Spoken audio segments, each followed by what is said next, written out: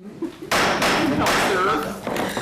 Topeka governing body meeting will come to order. Please rise as you are able and give your attention to Councilmember Padilla for the invocation and remain standing for the Pledge of Allegiance. Thank you, Deputy Mayor. Tonight I'd like to welcome Father Jerry Arano Ponce to the podium as to give our invocation. Father Jerry was born in Veracruz, Mexico, and came to the United States in 1995 for undergraduate studies at Gonza University in Spokane, Washington. In 1999 to 2003, he was the Graduate School of Theology at the University of St. Mary of the Lake in Chicago, Illinois. Ordained a priest for the Archdiocese of Kansas City, Kansas in May of 2003. He has served as pastor at the Church of Nativity in Leawood, the pastor of Osawatomie, Racine, and Mound City, Kansas, St. Agnes in Fairway, Kansas, and is current pastor of Our Lady of Guadalupe in Topeka. Our Lady of Guadalupe's annual fiesta began in 1933, and this year the parishioners come together as in every year to celebrate history, culture, faith, and education. The fiesta is a lot of hard work, but it provides an opportunity to share each other's talents. Friendships are made and renewed. The presence of so many people from all over the city and the state adds greatly to the feeling of festivity and its success. The financial success of the fiesta has made it possible to provide a Christian education for hundreds of youth of all ages.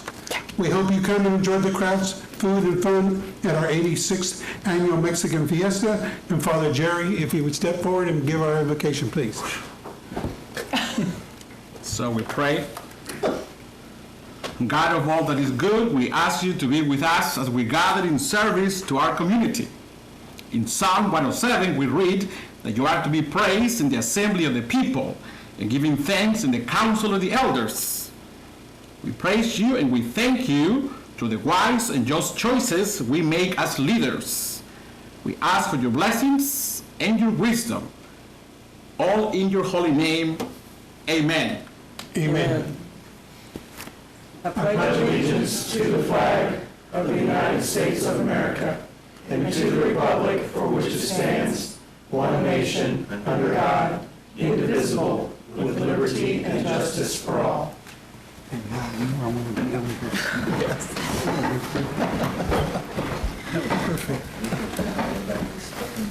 Hey.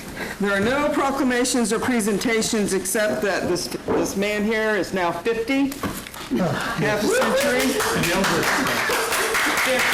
50. And after service, I'll put this back up if anyone else wants it. Will the clerk please call the roll? Yes.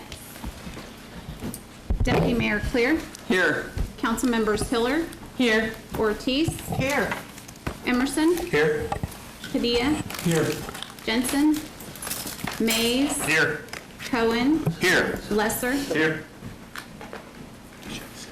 There are no additions or deletions to the agenda. There are no appointments this evening. We will proceed now to the consent agenda. Will the clerk please read the consent agenda?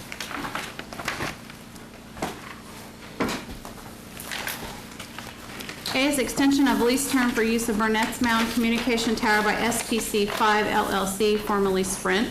B are minutes of the regular meeting of July 2, 2019, and there are no applications. That's the consent agenda. Is there a motion to approve? Motion to approve. Second. Councilmember Lesser moves to approve. Councilmember Old Emerson. You're going to hear that all night. All in favor, vote yes. Opposed, vote no.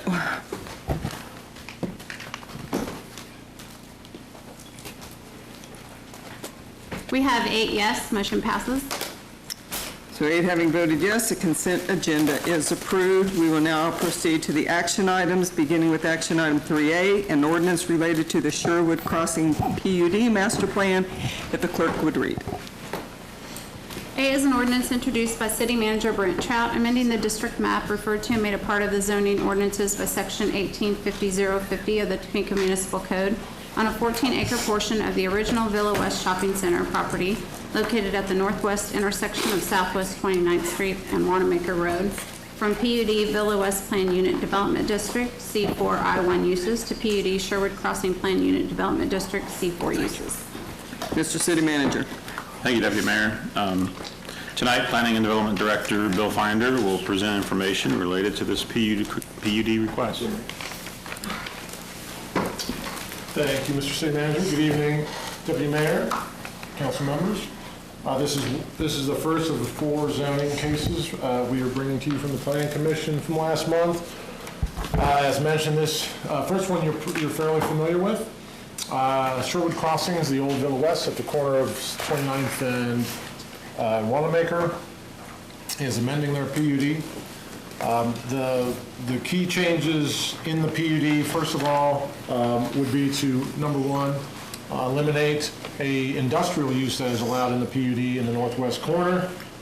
And in addition to that, there is an additional 30,000 square foot of commercial retail space for in its place, as well as a freestanding building.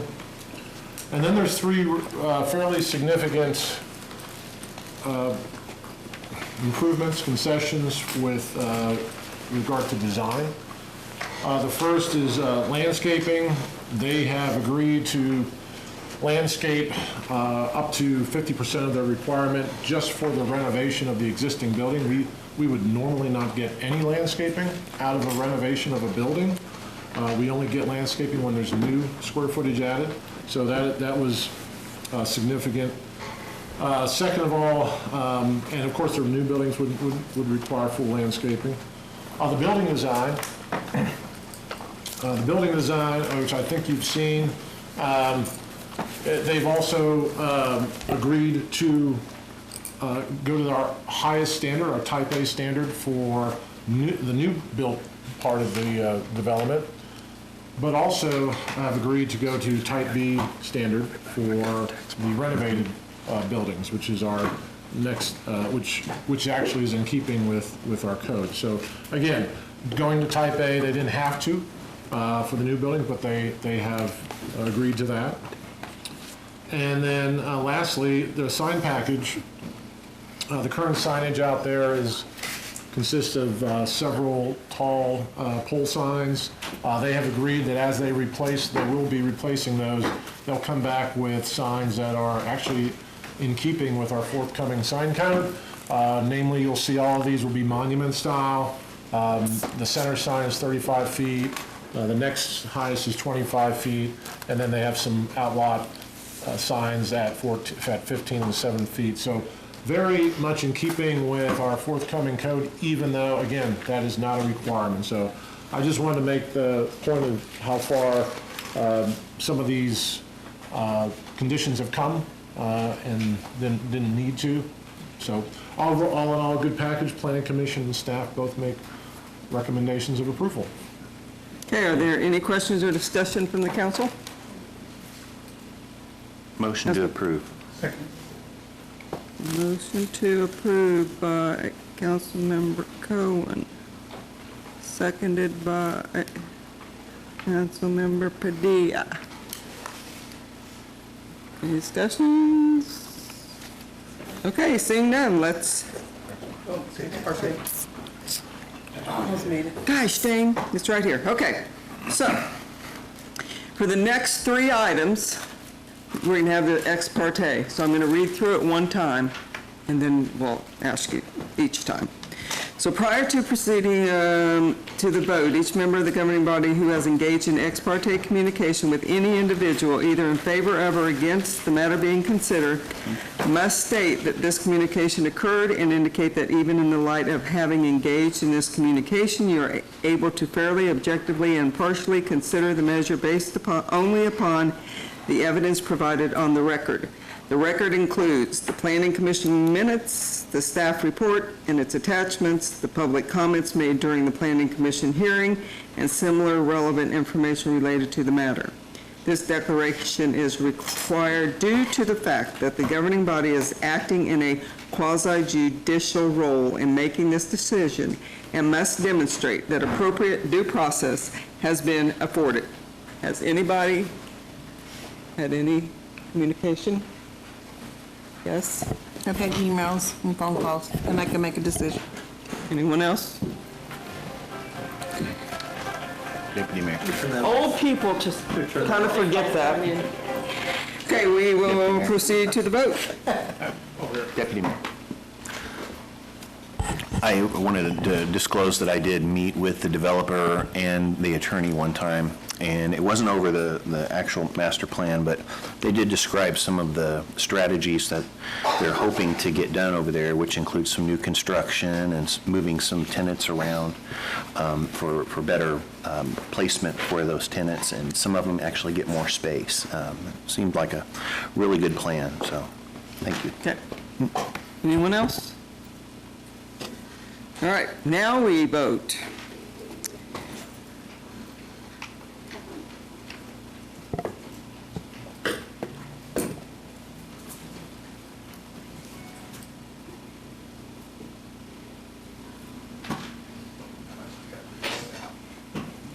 Not sure it's late. Yeah.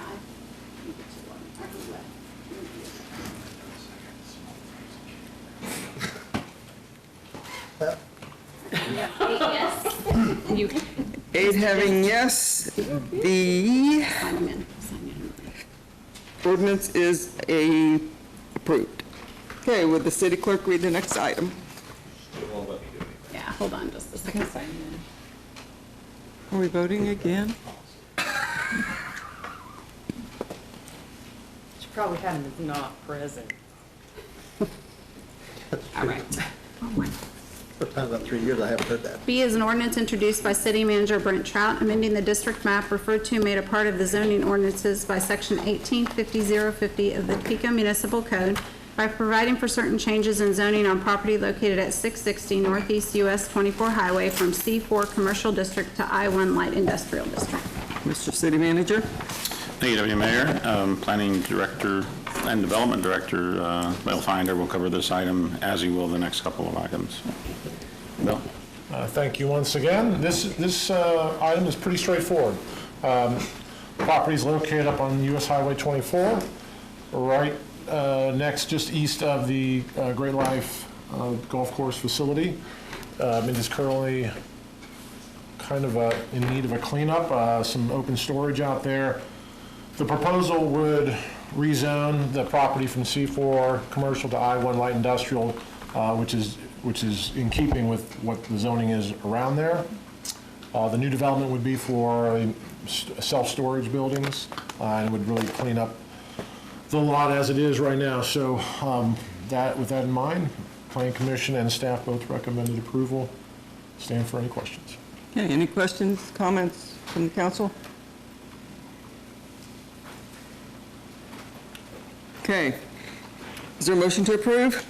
Okay, let's raise our hands so not 5 people are going to say it and I won't know who it is. Motion to approve. Lesser, and a second? Second. Emerson. She did not raise her hand.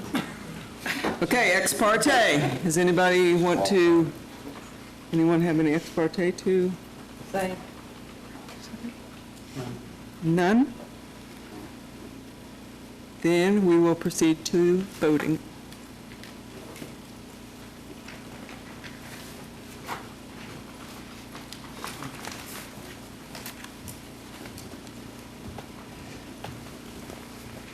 We have 9 yes.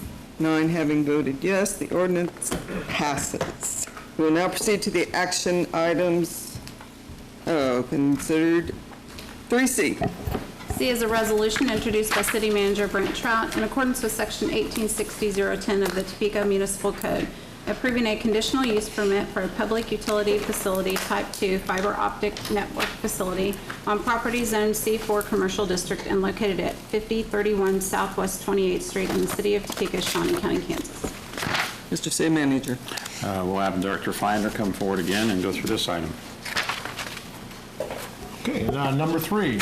This is proposed by Giant Communications for a fiber optic facility in the area of 29th and Fairlawn.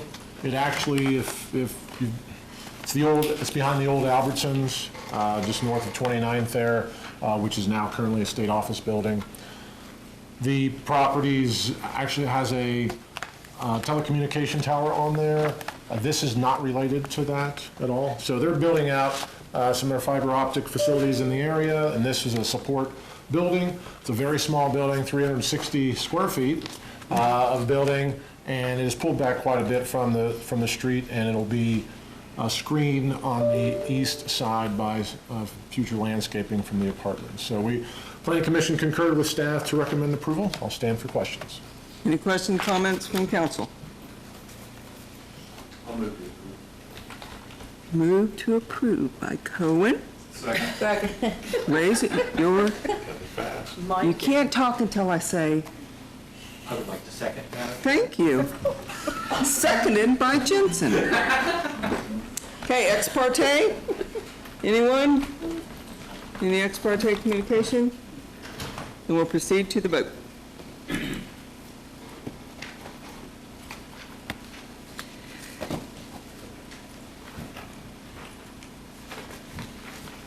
We have 9 yes. 9 having voted yes, the ordinance is approved. Now we will proceed to the action item 3D. If the clerk would read.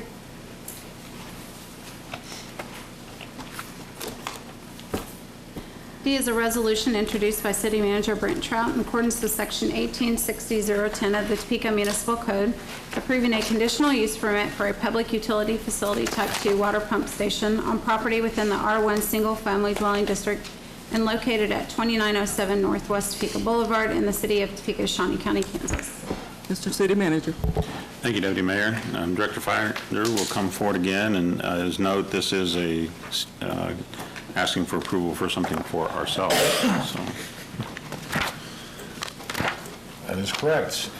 Last but not least, we have City of Topeka applying for a conditional use permit to establish this water pump station. This is something you probably are familiar with as well, location-wise, and some of the background on it. This is just north of Soldier Creek, off of North Topeka Boulevard. What is being proposed, what would be approved tonight, is about 1,000 square foot building, about 20 feet high to the peak of the roof, to house a water booster pump station. It would replace actually an out-of-service station that's on the site, which would be removed as well as part of the project.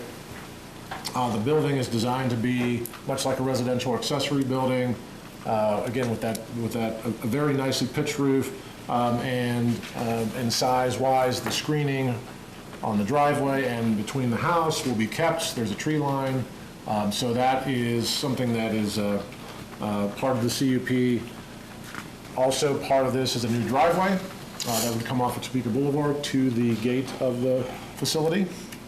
And then there would also be one other thing to mention. There is about a 60-foot tall telemetry, I got that, telemetry antenna, which will help with the remoting in and out, so that there aren't as many maintenance trips to the property. I think they estimated 1 to 2 maintenance trips per week would come to the site, and that the telemetry antenna would accommodate remoting in. So that's a feature on the site that, in addition to the building.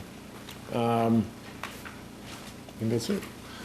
Planning Commission concur with staff on recommending approval, so I'll stand for questions. Any questions or comments from council? So moved. Is there a motion to approve? So moved. You have to raise your hand. Oh, Jesus. I don't want 5 people saying so moved and then I have to guess. They didn't. Just me. They all. No, he raised. Just a second, I was just making a motion. You need a second? Yes. All right, Ortiz, you guys need to calm down and give me a break. Okay, ex parte, any ex partes? Okay, we'll proceed to voting.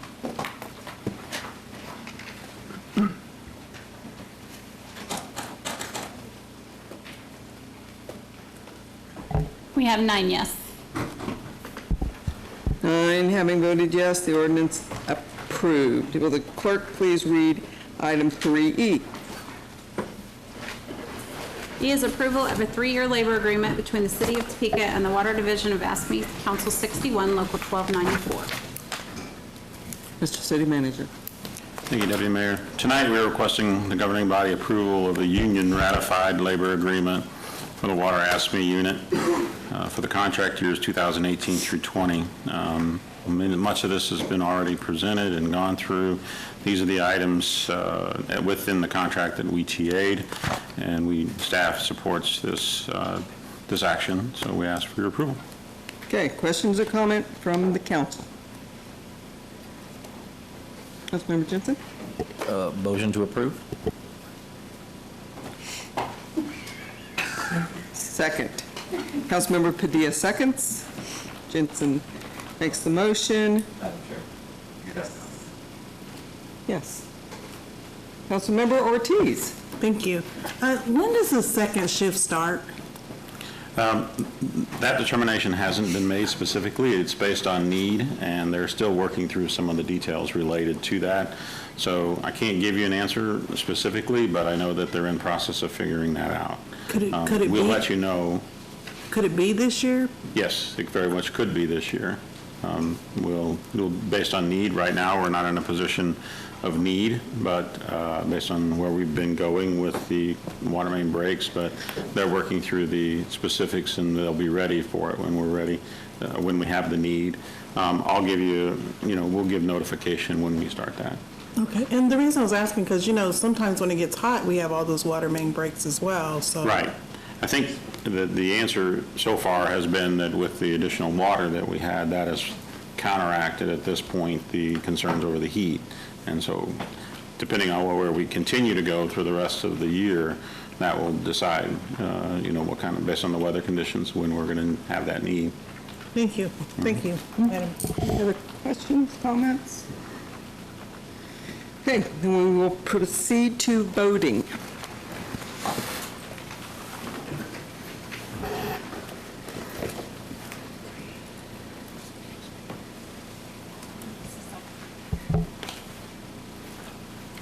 We have 9 yes. 9 having voted yes, the agreement is approved. Have you signed up? Quick comment. Okay, 3F. Now we're on the amendments to the budget. We have 3 people signed up to speak. Do we want to hear them first? Okay, will the clerk please read? F is discussion of and possible action on the 2020 proposed City of Topeka operating budget. Okay, so we have a Michaela Saunders. Michaela Saunders?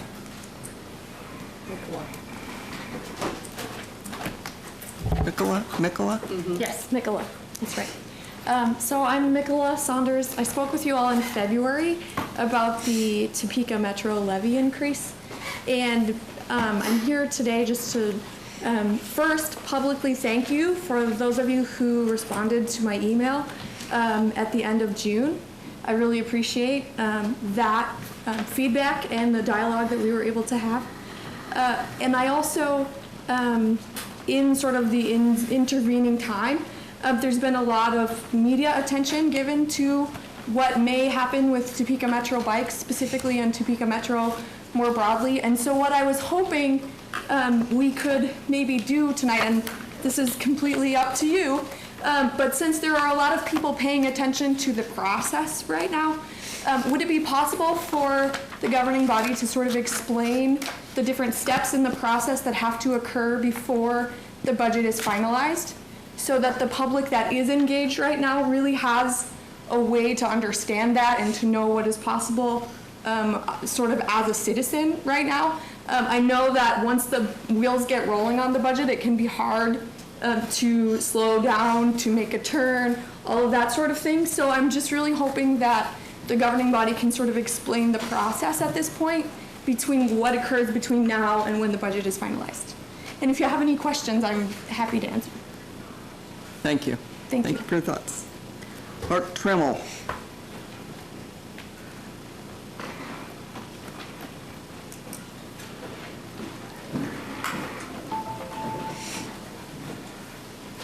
Good evening, everybody. Clark Trammell here. I put in front of you, you should find a document that's 2 pages called Local Government Pushes Property Tax to Record Levels. And I want to go over that with you, and I want to read some things out loud so the public here and the public watching can see what we're talking about and what's in this document. I want to start off with saying that we've mentioned several times that we'd like to see the city do more with less. And I applaud the city manager for submitting a budget that stays within the mill levy range that we have had for a couple of years. But as this document says, and it's presented by the Kansas Policy Institute, you all like statistics, well, here they are. Local government pushes property tax to record levels. Property tax assessed by Kansas counties has grown 164% over the past 21 years, according to the Kansas Department of Revenue. Over the same time frame, inflation is 49.5%, population growth is 11%. The growth means Kansas are paying roughly $593 million more in taxes than the county's prices or populations would dictate. On average, property taxes are 164% higher than in 1997. For proper context, the value of inflation and population growth is 49.5% and 11% respectively. The large gap between property tax and economic factors means property taxes grew 2.7 times faster than inflation and population growth. Then it comes down and says, would property taxes still grow if we only observe Kansas counties with population declines? We know Shawnee County is one of those with population declines. Perhaps it would be reasonable to expect property taxes to move with population, holding all else equal. When the population falls, so should property tax and vice versa. While the population has fallen on average by 10%, property tax collections continue growing at rates near identical to the graph that's in that document.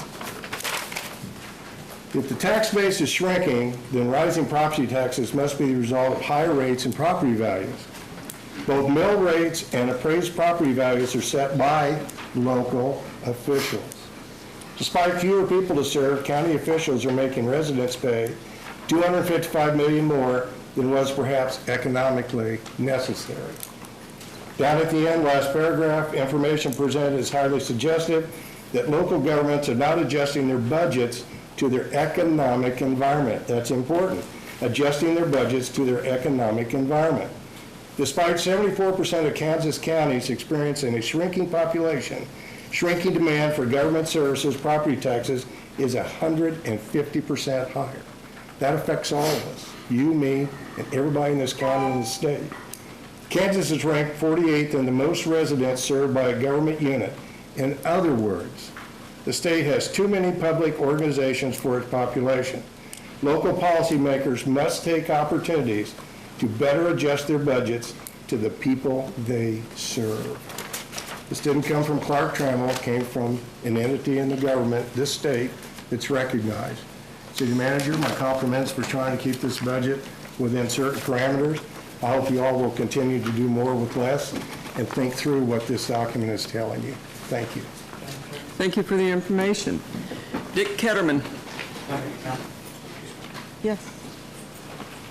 Clark, I want to thank you for providing this data. It's useful, and the Kansas Policy Institute is generally putting the ball with a lot of things. What this doesn't account for, though, is the explosive demand for public services. It costs money to deliver the services that people increasingly demand that the government provide, and that's partly why taxes continue to rise. If demand for public services remained flat or decreased through privatization or nonprofits stepping up to handle some things, then there wouldn't be a need for additional revenue. Now, I fully understand and appreciate the argument for increasing efficiency and that sort of thing, but at the end of the day, the government is being asked to do a lot more now than it was in the past. And to me, that's an alarming trend. I'm one that generally relies on the private sector and the nonprofit sector first before something falls to the government. But the unfortunate reality is that more and more people are demanding that the government do more and more things in society. And that unfortunately results in situations like Mr. Trammell rightly pointed out. I mean, taxes are going up, some places explosively, Last year, if you recall, we had a conversation that there are around 12 different taxing entities that make up the majority of our area. 12 different taxing authorities. So the mill levy is combined from all of that into one, and I wholeheartedly agree that that is entirely too many and that there's no communication or organization between them to balance what people can afford to pay. So there's some excellent points here, but I just want to remind everybody that this is only half of the story. The other half is the amount of services that folks are demanding that governments provide. Thank you. Thank you for waiting. Mr. Ketterman. I'm in your district, by the way. But anyway, I came up here on another topic, but if I could touch on this one for just a moment. I had a conversation with a county commissioner yesterday. Now, a lot of taxpayers are going to think I'm nuts. I don't even like what I'm about to say. But we're going to have to start realizing that the mill levy, I'll refer to that as a tax increase. We want, as citizens, more and more and more. I want better streets. I want this. I want that. We have to start realizing, but you guys more than us, that you're going to have to eventually raise these taxes up a little bit to be able to accommodate. The second reason I'm here is to talk about the bike program, and what is that, MTAA, I believe. The thing there, they're asking for money, more money, to provide for that bike program, and for, I believe I had read that there were 2 employees that would be, or 2 routes that would be dropped as a result of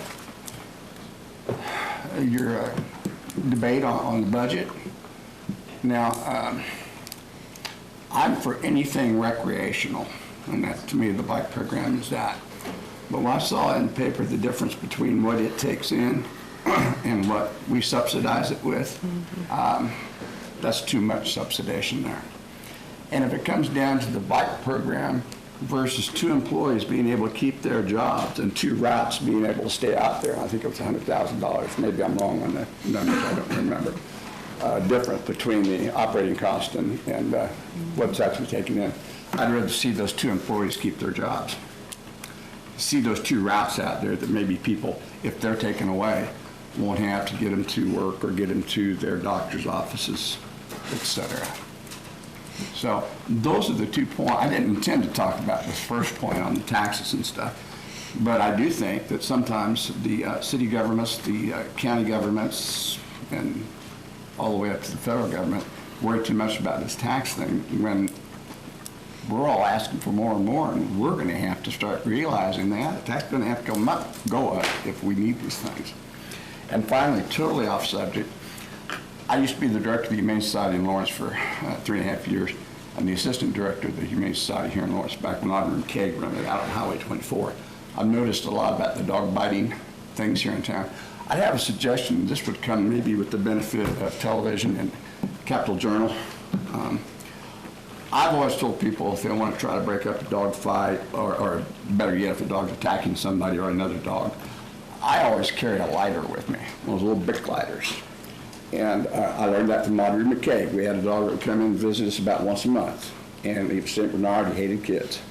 And one day, we always put a sign up on the thing when you get brought in. Well, somebody forgot to put the sign up one day, and the kids, junior high kids, came in after school to feed. And he got a hold of that kid. And I'm trying to pry the dog's jaw apart, and I couldn't.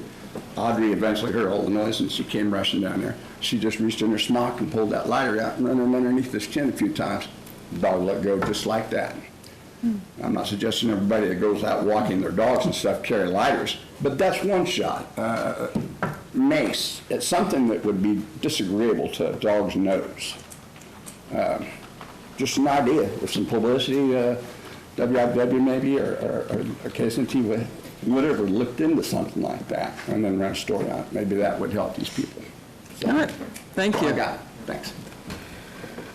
Okay, Mr. City Manager. Thank you, Deputy Mayor. Over the last week, I've been having conversations and discussions with a few council members regarding potential amendments to the budget. Some are simple in the way they're structured. Others are still being formulated. So potentially, as we have this debate tonight, there may be a need to defer final action on this item, a desire to do so. We can do that to the July 23rd date, but we must make decisions related to amendments on the July 23rd date. We need to have all amendments done in order for us to be able to do our publishing, in order to have our hearing on August 13th, in order to meet the deadline that we have. That's our timeline, and we need to try to stick to that. It really is it's the tight timeline. I don't really want to deviate from it. So that would include both the setting of the max taxes levied and the public hearing date. If there's any discussion at all related to the mill levy rate, we would want to make sure that we know what we want to do with that, and waiting till the July 23rd date as well. We're, of course, ready to answer questions that may be related to the amendments that will be proposed. I do, to start with, though, want to have Nick Hawkins come forward at this time and explain where we're at in relation to the tax lid requirement from the state, to make sure everyone understands that as it relates to our mill levy and any changes that might occur there. It was brought up earlier about the TMTA levy. Remember, we did pass a change to the charter ordinance, and we are not tied directly with the TMTA levy as it relates to the tax lid. And so therefore, any change that might be made with regards to that wouldn't affect our requirements related to the tax lid. So at this time, I'll turn it over to Nick, and he can go through that. Good evening. So where we're at with the tax lid, so as you know, the state sets an amount that you can increase revenues by each year. It's based off of a 5-year CPI, which for 2020 is 1.5%. There are exemptions underneath that, primarily expenses related to public safety, police, fire, emergency medical services, as well as debt and special liability. In this budget, we did move just over half of $1 million from our debt service and special liability funds. And so there's a worksheet that's provided by the state each year that we fill out to see how the budget fits in with the property tax lid. And right now, we have flexibility to increase our mill rate by 0.57 mils. That would be assuming no other changes, such as increasing in any one of those exempted areas. So that equates to about $659,000 that would be flexible and still keeping within the property tax lid. Okay, so the process we have is the council member can offer an amendment, and we'll discuss the amendment, and then we vote on the amendment for each amendment. Anybody has? Yes. I have a question first, if that's okay. It relates to TMTA, because when we did the vote in February or March, whenever that was, we amended our charter ordinance to do that. And the charter then still has a mill levy cap for them in it. Yes, correct? 4.2. So if the body wants to do anything with the TMTA levy, is that a change to the charter ordinance then, or is it part of our budget?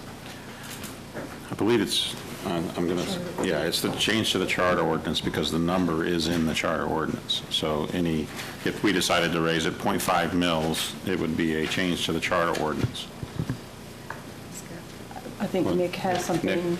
So, yes, TMTA is, with the action from the charter ordinance in February, is technically separated from the city. However, because we levy the tax on their behalf, they show up on our state form in the document for setting the public hearing and setting the maximum taxes levied. You'll see that on the bottom of that, we have Topeka Metro Transit Authority listed as separate on that document, and it shows their mill rate of 4.2. So if you did raise it, we would need to reflect it, or made any changes to it, we would need to reflect it on that summary sheet. And amend the charter at some point. And amend the charter, yes. Okay. I guess it says shall levy. And right now it's shall levy 4.2 mils, and so that will need to be changed. Okay, is there anyone that had would like to propose an amendment?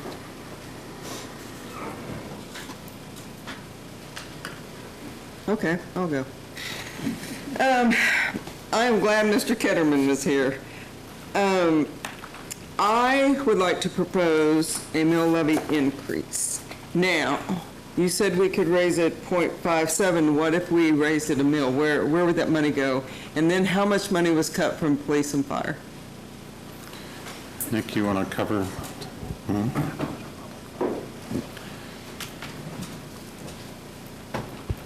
So 1 mil, in this case, based on our assessed valuation, is approximately $1,144,000. So that would be the value of one if it were increased. In terms of police and fire, what they submitted as reductions that were accepted, police amounted to, I believe, $350,000. Right around that number, and fire, the amount that we ended up reducing was $70,000 for the defibrillators. Okay. I want to explain why I want to do this. My number one reason is I'm under a strong impression we are going to have to raise the mill levy next year. And I'm under a strong impression that it's going to be not one. It's going to be 2, 3, or 4. And I would rather take it in smaller increments than get hit with 4 or 5 mills next year. I'd rather do 1 this year, then maybe next year could only be 1 or 2. That's my main reason. But as Councilmember Jensen said and Mr. Ketterman said, as we all know, because we hear from our constituents, they do want more. They do want things fixed. Our water, our infrastructure is falling apart. They deserve better. If we don't meet that, we can even be in legal trouble because of the EPA, the standards for bridges. I mean, we've got to keep this stuff up. Also, I think with Mr. Trimel's information, the state has too many public organizations for its population. I don't know what that means. Does that mean we just go out and tell public organizations we've got too many and you're gone? I don't know how we do that. But it does mean that Kansas has fulfilled, these taxes mean it has fulfilled what it's been asked to do. I mean, yep, it may be a little more, but by gosh, we've done what people wanted us to do. And I think that's right where we are now. We need to do what people want us to do. In addition to police and fire, that's a lot of money to cut. And fire needs more money for stations, for improvements. So my amendment would be to this year get at least 1 mill out of the way. So next year, people aren't hit so hard. And I know, what is it, $10? How much is it a year for taxing for a mill on a what? $100,000 house with it. So $50,000 house, what would that be, $5? In that neighborhood, yes. Yes, it would be in the neighborhood of $5. So for $5 $50,000. a year? Yes. $5 a year on $50,000 house to help make some of these things happen that people want to happen. Now, I've heard from constituents that has told me, I'll do that. I would rather do, my mother's on a limited income, our neighbor's on limited income, and they said, don't hit me all at one time. You know, spread it out if you can. $5. That's my amendment. Any discussion, comments? Yes. Okay, let me get my notes. So, discuss this proposed amendment. It's close. Okay.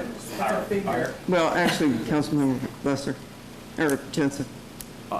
I would second for the sake of discussion. Okay. Councilman Lester.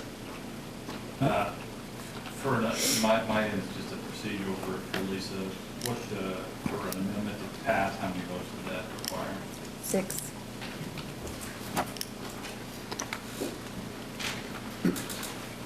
Any other discussion? Yes, Councilmember Hiller? Thank you, Deputy Mayor. I would not support that, no surprise to anybody, I guess, but I think we have to keep in mind a couple of things. One, as far as property tax, I don't ever want to raise it until we've exhausted all possible ways to keep it level. And part of the, I don't know, it's kind of a natural pressure of being at this juncture once a year is to have us be checking, to have the staff checking, to have us back and forth with staff, to have us coming up with thoughts. And I think it's essential that we do that. I really appreciate what the city manager and staff have done so far to keep it even. I would like to go even deeper into that. Had some conversations with city manager and we'll continue that. I'd rather, even when we raised it 4 mills on that $100,000 house, we hadn't raised, the council, I hadn't been on it the whole time, hadn't raised taxes for maybe 10 years, 10 or 12 years. But even 4 mills on the $100,000 house is $40. So if you pay your taxes half and half, that's $20 and $20, or whatever, proportionally lower or higher. I'd rather do that than, if we raise the taxes, we'll fill it, we'll spend it, I'm quite sure. Meanwhile, we already know, and some of your examples had to do with utilities, that the utility rates are going to have to go up again. And if those go up, I think what they're talking about is 5% each on water, sewer, and wastewater, then that same $10 you're talking about, people are already going to get in their utility bills. And we do desperately need that money. That one's pretty much a foregone conclusion, I think, that we've got to keep doing that to repair water and sewer lines and stormwater systems. And so if we have to do it, of course we have to do it. But I really appreciate what the city manager has done. And I think if there are some things I would like to see, my position hasn't changed since what I said last week. I'd still like us to come up to do the work anyway and see if we can come up with $800,000 worth of sustainable and renewable cuts that would cover the transition of $800,000 into the city budget for snow removal. Because I don't want to face it next year. I think we should make the cuts this year, not wait until it's desperate. And then further, would like to see an allowance, which the city manager has now assured me would likely be $300,000, so that we can give our management and non-unionized staff the same allowance for merit-based increases as the rest of the staff. So I would like to find that money, but I would like to do it within the budget. So those would be my comments. And I understand, and I bet we could cut and we could get that $1.1 million, but what are we cutting? Are we cutting our emergency vehicles that may not be unsafe? We can't replace them, so now they're going to become unsafe. Are we going behind on technology because we can't keep up? Oh, I have no doubt they can find that money. But what I'm worried about is what goes away. I mean,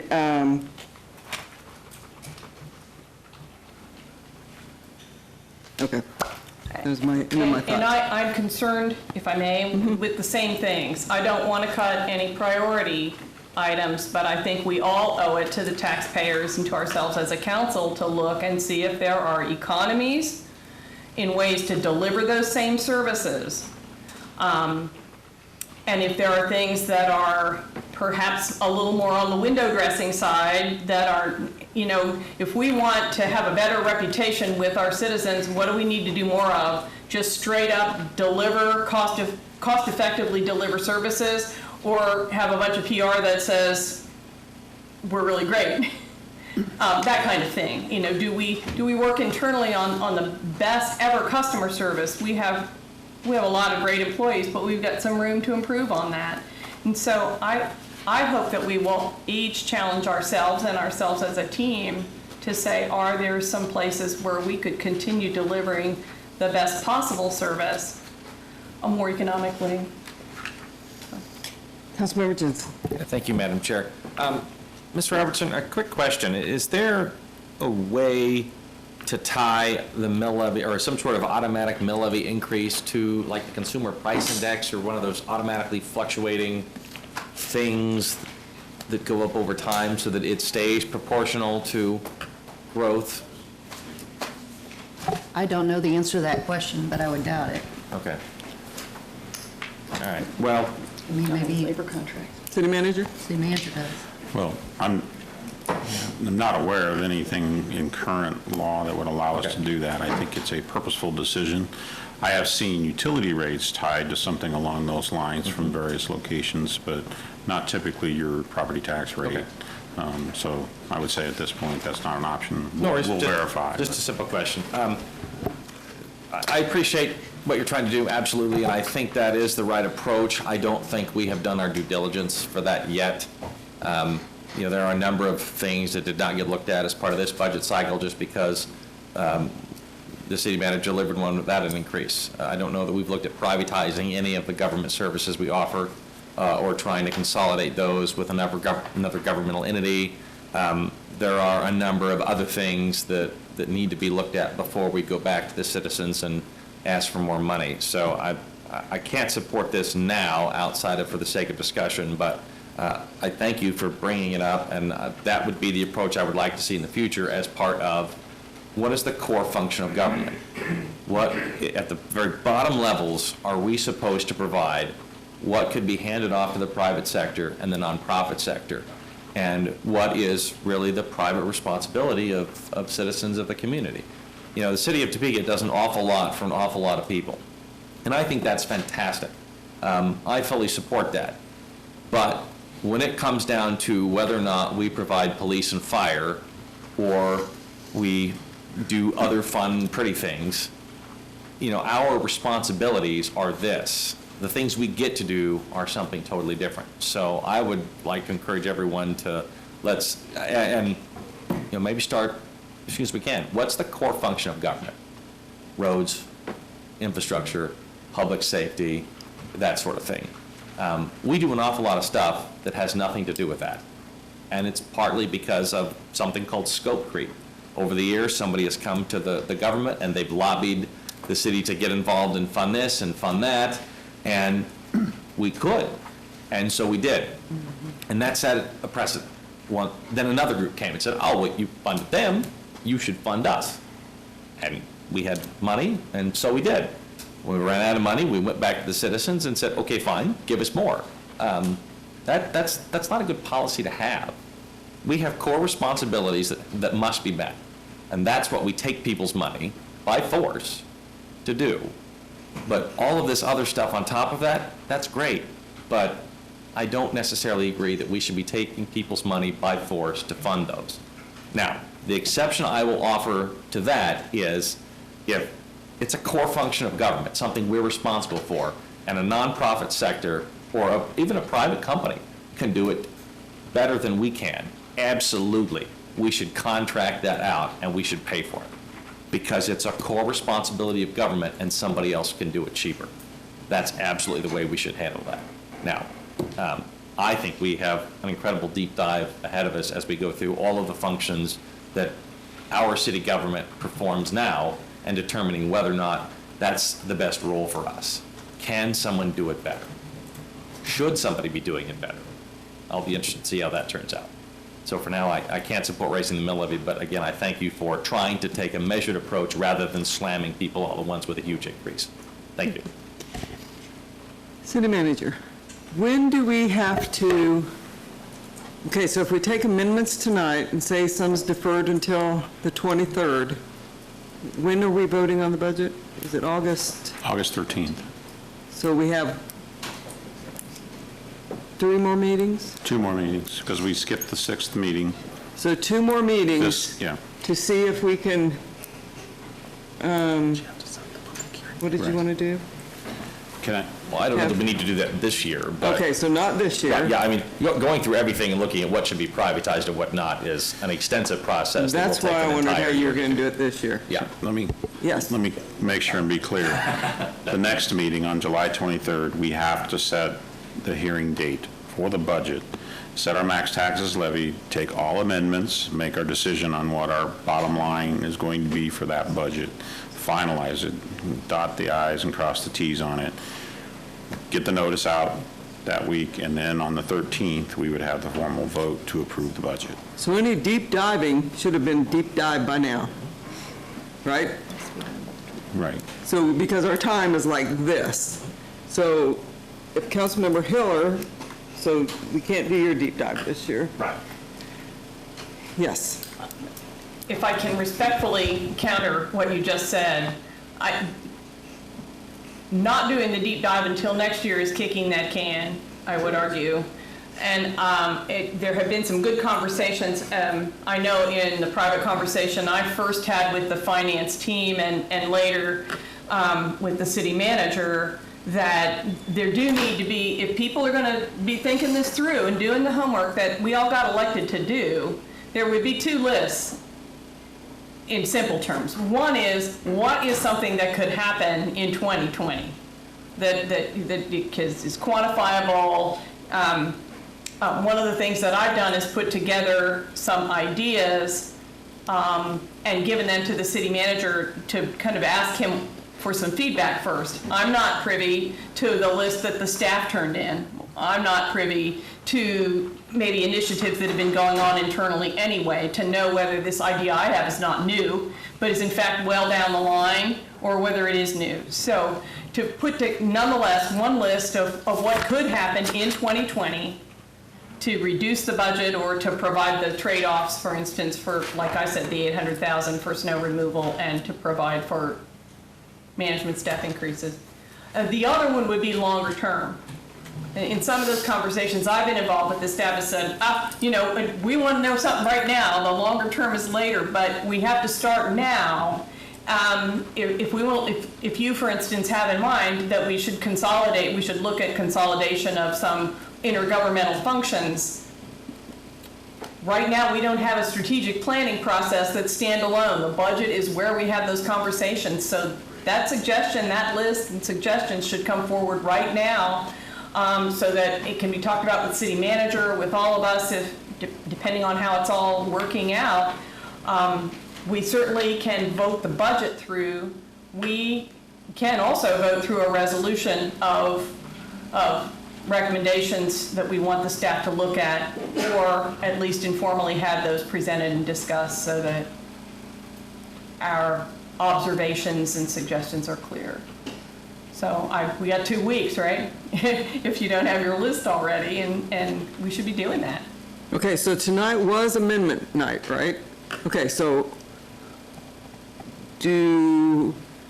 I guess we should vote on my amendment. Okay, let's vote, because we have to. So, raise mill, 1 mill.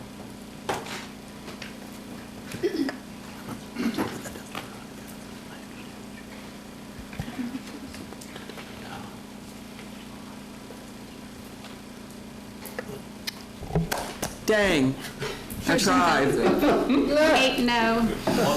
Deputy Mayor Taylor voting yes. Deputy Mayor. Yes. I do want to publicly say, I appreciate, it takes a lot of guts to bring that up. It's a tough topic, something we never want to bring up, so I do, even though you're soundly defeated, I appreciate your guts. Should have paid some people.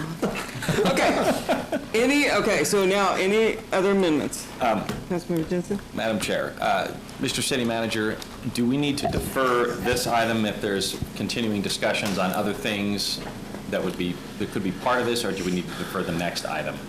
Well, more than likely it would be best, at a minimum, to defer the amendment part. Okay.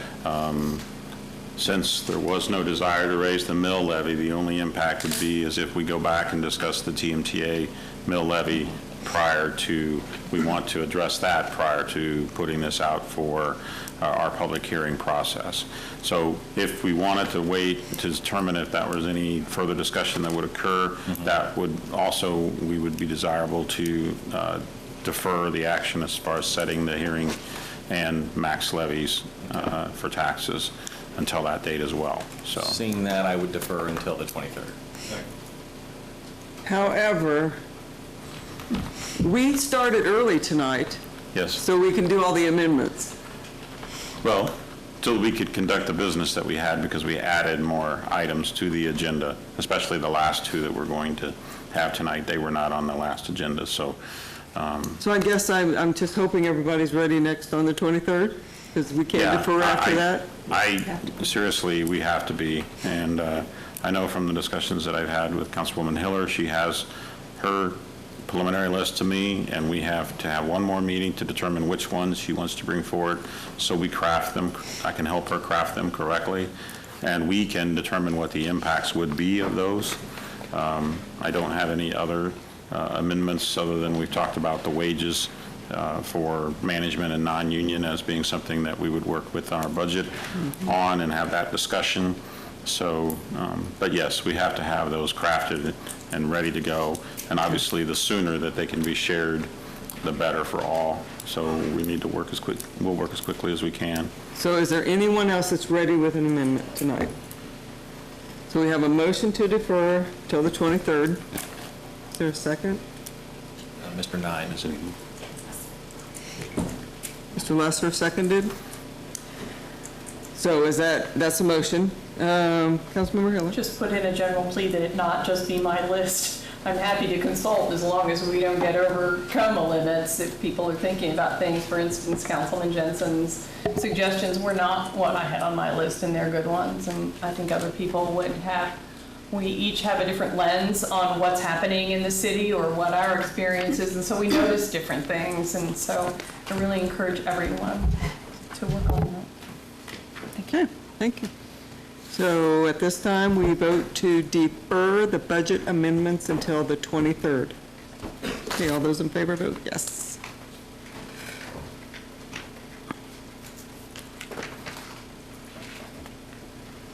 We have 9 yes.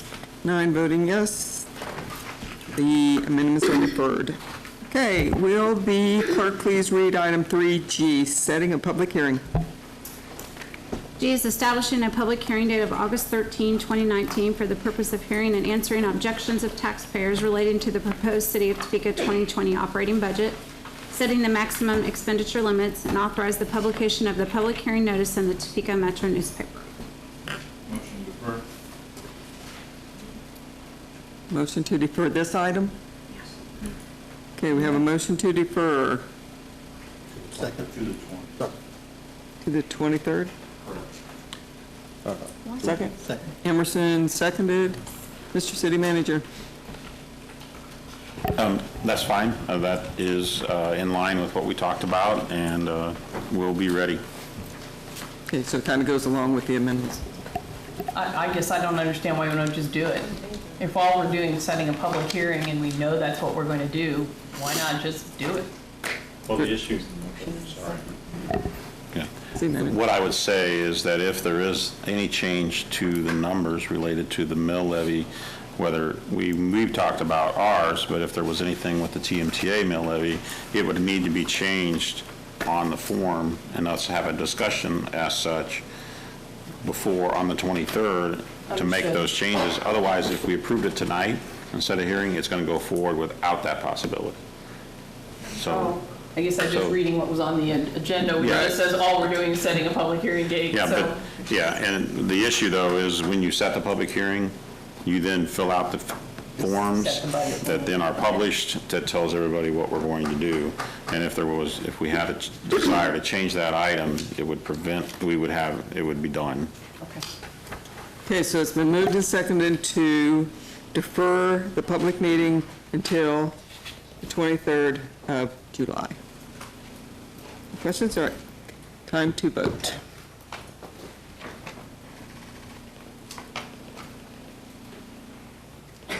Is it gone?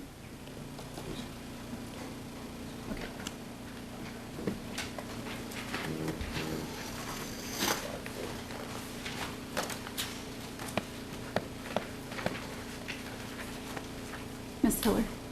sorry.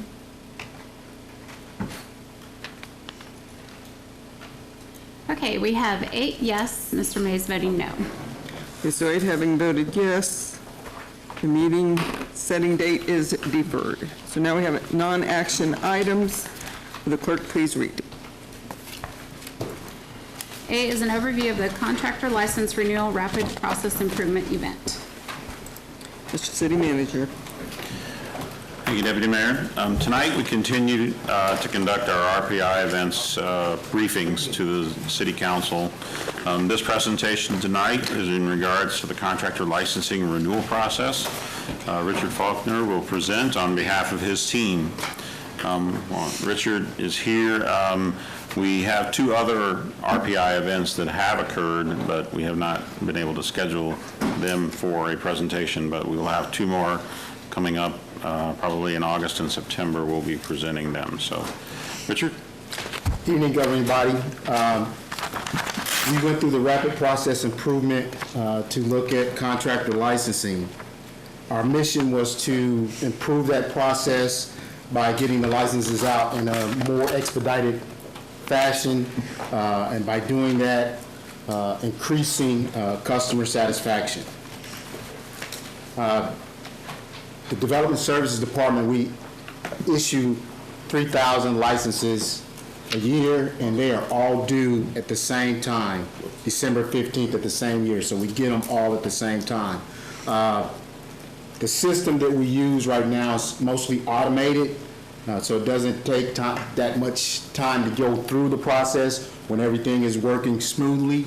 However, if there's a glitch, the biggest glitch that we have is that we get some returned mail, also incomplete submittals for their license renewals. And when we have to go through that, that increases our time to get the licenses back out to the citizens.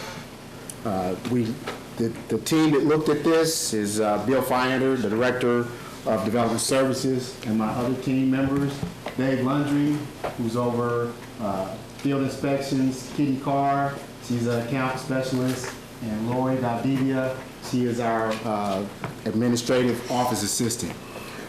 We also had facilitators, which was Bonnie Williams, Sasha Hahn, and Dan Hanover. And they did a great job. I just want to point something out. When we went through the process, we were in this room, and it wasn't as comfortable as it could be. But as we went through the process, they had some stuffed grapes, a squirrel, Tasmanian devil, and a teddy bear. And so we used those things. If somebody was getting bitter and didn't want to participate, we throw them the grapes, you know. And then if somebody got off track, we toss them the squirrel, you know. So I thought that was really great that they did that. That helped to levitate, add some levity to the situation. So I thought that was pretty neat.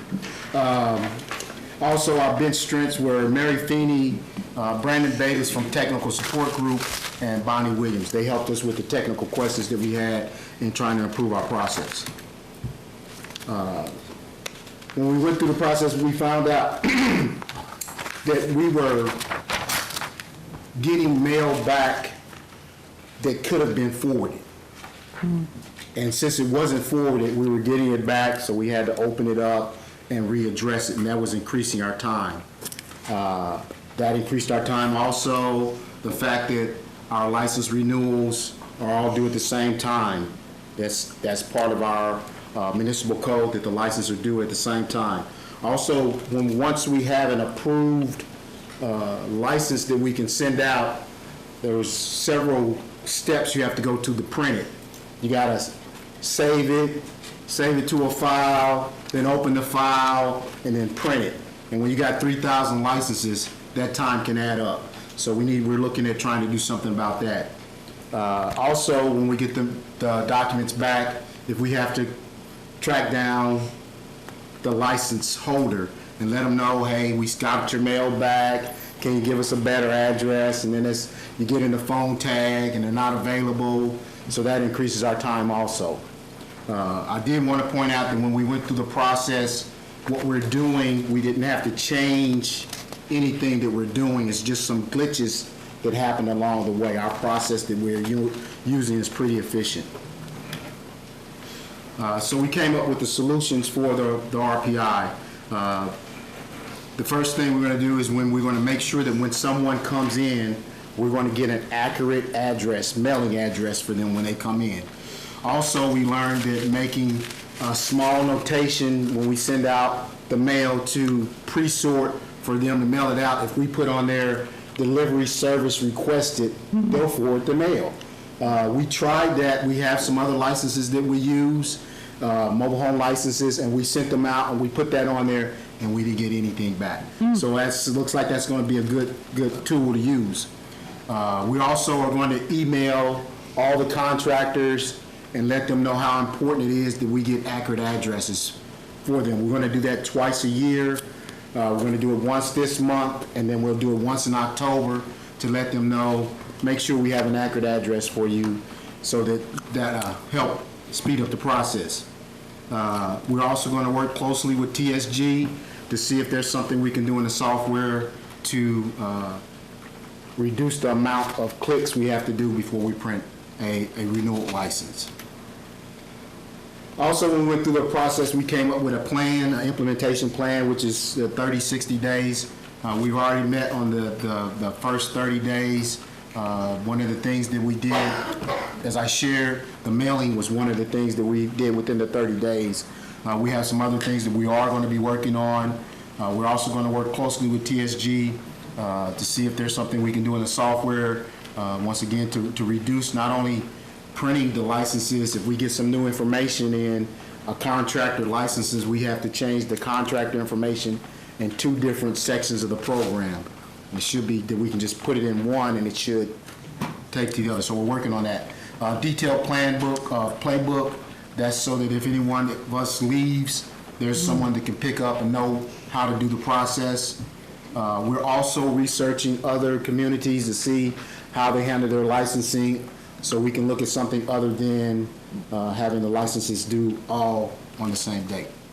So that was our process, and those are solutions. Any questions? Councilmember Lester? Why are we printing why are we printing the licenses? They have to have the license posted at their business. When you talk about addresses, are we talking postal addresses? Yes. My question would be, why aren't we emailing those, and then why aren't we emailing the license for them to print out? Excellent. Their paper, their ink, their... We don't have right now, our program can't do that. We are going to look into that starting this year, hopefully by 2020. The program that we use, we will be allowing them to email and process their renewal applications online. Our technology is not at that point. But even at this point in time, can't you just take a PDF of it, get email address, and email it to them versus the cost of mailing? Hadn't thought about that. We can look into that. I think it'd be a little time consuming, but that's definitely something we can look into. You don't have to address it, you don't have to, take a PDF, stick to their email address. The reason I ask you, that's how, for instance, our licensing, everything we do in that, you just go to their portal, and now I know you're not there at that point in time, but if you have to take the time to print it, put it in an envelope, and to do all this stuff, you got one step when you have it is to create a PDF and then email it to them if you have their email address, in which they ink, paper, time, something to think about. Yeah, definitely. Councilmember Jenkins? That was essentially going to be my comment. It's a tiny, tiny piece of software that can pick up a file and email it. The stuff I have to print out from the state, my withholding certificate, all that stuff, I have to log into their website and print it myself. Most of these folks that are contractors are also registered with the state as businesses. I assume they're already used to that. So, I understand that's where you're going, and I applaud that. But yeah, anybody in IT should be able to write a script to email, push a button, have it dump all the PDFs to a folder, grab them, email them out. You should be able to do that. Mark, are you listening? If not, call me. I'll do it for you. I probably already have and still have it in my files. Really, though, I'm so thrilled that we're doing this, and kudos to you and your team for sitting down and looking at this. Something as simple as, are we forwarding mail? I'm just blown away by how little things like that are overlooked and completely unintentionally, but it takes a process like this to step back and really take a good hard look and notice the simple things like that. And they're incredibly powerful tools. So congratulations to you and your team, and thank you for doing this. Thank you. Councilmember Ortiz? Thank you. Go to page 5 for me. There was something I wanted to ask you on that page. And I wanted to make sure you're going to come back to us with, if we have to do it on all of them on the same date, is that correct? All of the RFPIs? All of the mailing, like you said, they all go out at the same time. Right. But you're exploring whether you have to do it on the same date or not, or where that came Correct. from. Correct. Okay. Let's see, page 5. Having to call license holder and get a new mailing address and then hand mailing the license renewal. Right. What do you mean hand? We actually have to have somebody, right now it's an automated system. We print out the licenses, give it a pre-sort, they take it, they put it in a machine, and it's gone. Nobody has to take an envelope, put it in a printer, type in the address, take the envelope out of the printer, take the information, put it in the envelope, and put it in the mail. That's what we mean by hand mail. Okay. All right.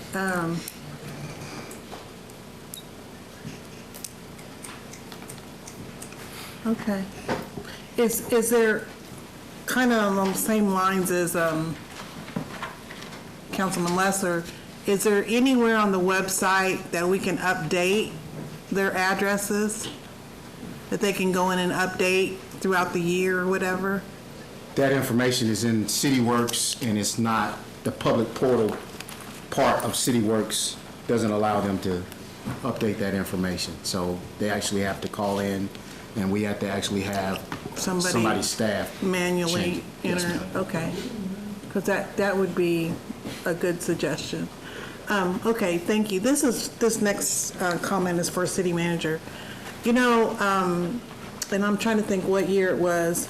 That's what happens when you sit for a long time. But, you know, our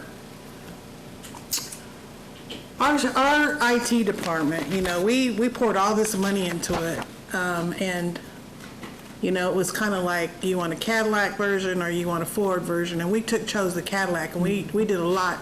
But time after time again, I hear that we don't have this or we can't do this.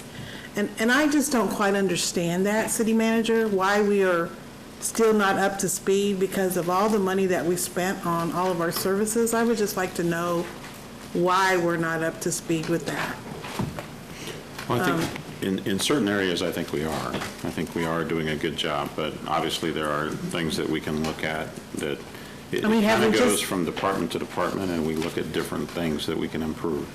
And so, but because in this area, we bought the Cadillac version to do everything, and so and we were always told, man, this is going to be this and this. Have we just not gotten to every department, or I think that's part of it. Do we not know what we need? I mean.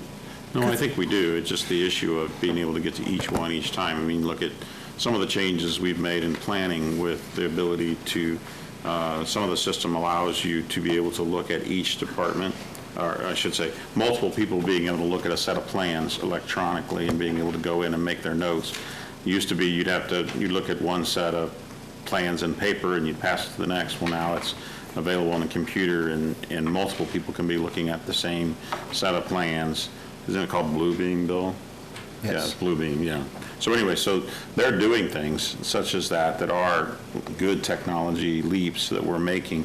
It's just sometimes some of this stuff that is being mentioned here is not happening, and we can go back and address those. So will we get an update on some of the things? Yes. They do these, they do their own updates, 30, 60, 90, and they can incorporate some of these comments as they go. I'm talking about the city council, because there's still things that they need to do in this process. And when we get an update saying, hey, you know, this happened or that happened. Right. What I was saying is they do that, and then I can update you once I get their updates when they do their 60, 90 day. And as they go forward with the project with their updates, I can provide those too. Thank you. Thank you. Councilmember Hewitt? Thank you. I appreciate the work that you all did Thank you. I think the comments that you've heard are good. Yes, ma'am. And I would challenge city manager, and actually the managers, if that's appropriate, is maybe before we start these RPI processes, we say, well, before we talk about fine tuning and making the process that we've had more efficient, we want to see if there's a better way to do it. I think about our animal control licenses. We bought software, they're totally automated. You just get on, everybody does, and sends it in, and the only reason they send something back in the mail is because you can't print a tag, that hangs on a collar. Otherwise, it's totally automated, so it doesn't require staff at all, except to check the money. Yeah. And so there's lots of packages out there. I was hearing, I think, Councilman Jensen whispering that if for some odd reason CityWorks doesn't have the capacity to keep everybody's emails and interface with a licensing system, we should be able to link Public Works and planning, because certainly the the development staff is in touch with the contractors as well for various reasons, and so thinking about just the total economy, it seems to me like once a year is fine, and especially if you guys don't have to handle it. But if it costs you $5 a person to do it, that's $15,000 worth of time. That's a lot in paper, printing, manually calling somebody. Yes, ma'am. We ran into this with another department, something that was a constituent thing, like within the last week for me, and I thought, why is this even happening this way? And I said, well, when did they probably start doing that, like that? And I thought, it was probably like 1920, let's say. And I thought, oh my God, that was 100 years ago. We need to all kind of have that thought when we're looking at processes and say, is there a 2020 way Right. maybe to do it? So. The comment I would make is besides IT, we also have the TSG, the Technical Support Group. Right. They are doing many things that are helping us with our processes. And those individuals, if they're not part of the team, they're also part of our bench strength. So they will come in and oftentimes in these processes have made suggestions on ways that we can automate things and do them through the computer. So we are taking a look at what types of changes can be made using technology. They're often aware of technology options that people that are on the front line working on it aren't aware of, and so there have been suggestions as we've looked at different ones that could be done that way. I think of the animal licenses, for instance, which have been fully automated for a couple of years. Nobody messes with them at all. Yeah. So, thank you. Thank you. Any other questions, comments? Okay. If the clerk would please read the next non-action item. Don't go too far, Richard. B is discussion concerning adoption of the 2015 Uniform Mechanical Code and changes to the current organizational structure for inspection services for water back. Mr. City Manager? Yes, in our effort to bring our various building codes up to date, we have completed work on the next mechanical code, and Richard will present the information on the recommended code changes. Richard? Thank you. Council, this Mechanical Board has reviewed the 2015 Uniform Mechanical Code, and they had made a recommendation to me that I recommend to the council that we adopt the 2015 Uniform Mechanical Code. As you're aware, the city has adopted several codes to provide for the safety and comfort of our citizens. Presently, we are working on the Uniform Building Conservation Code, on adopting it. We are also looking into updating our 2012 plumbing code, and we're also looking at updating and adding the energy conservation code, updating the residential portion, and adding the commercial portion of the energy conservation code to our requirements. As I mentioned, the city is always interested in the safety of our citizens. Also, the code not only provides safety, but increases the quality of life. So those are very important things. The national code, as noted, is changed every 3 years. best practice is that we should update our codes or renew our codes every 6 to 9 years. The Uniform Mechanical Code is published by the International Association of Plumbing and Mechanical Officials with input from people that are actually working in the field, the engineers, the contractors, the masters, and the journeymen. So they're all part of that. And mechanical systems are used for our comfort and safety. We have used a Uniform Mechanical Code since 1986. The board is made up of citizens of our community that are in the profession. We have licensed masters on it and engineers and journeymen, so they all participate in the adoption or recommendation of the codes. The mechanical inspectors on my staff, they serve as liaisons to the board, so when the board is reviewing the code, city staff is right there with them, reviewing, finding out what needs to be changed or what they like or what's best for our community. Also, after the review of the code was done, I took the code to our stakeholders. I sent emails to all the mechanical contractors. I sat down with a couple of the mechanical contractors to get their input on what we were proposing. So they were involved in the process as well. This is a list of our surrounding communities. I'll note that these communities use the International Mechanical Code, where we use the Uniform Mechanical Code. The biggest difference that I've seen is that the International Code will refer you to other standards to look to them to find out what they're talking about, whereas the Uniform Code is more of a comprehensive code. It has all the information, the testing, and the things you need to do in that one code. So that's one of the differences that I see in the code, but like I said, the surrounding communities use the International Mechanical Code. Going through the process, there were some local amendments that were recommended. The test for dust, grease, and ducts, air leaks, we've made that so it's not so cumbersome. The code had it was a little bit cumbersome to use. Allow for additional hard surfacing. There are some places where you might need to set mechanical unit and you won't be able to get concrete poured down there. So you can use bricks or slabs, alternative hard surface items. Air circulation movement. The code was requiring that you have sensors to indicate whether or not a fan is working. Sometimes the sensor will say the fan is working and the fan isn't working. So we want to base our requirement whether or not a fan is working is actual air movement, and then you'll know for sure whether or not the air is moving. And also uninsulated joints in residential units for round ducts.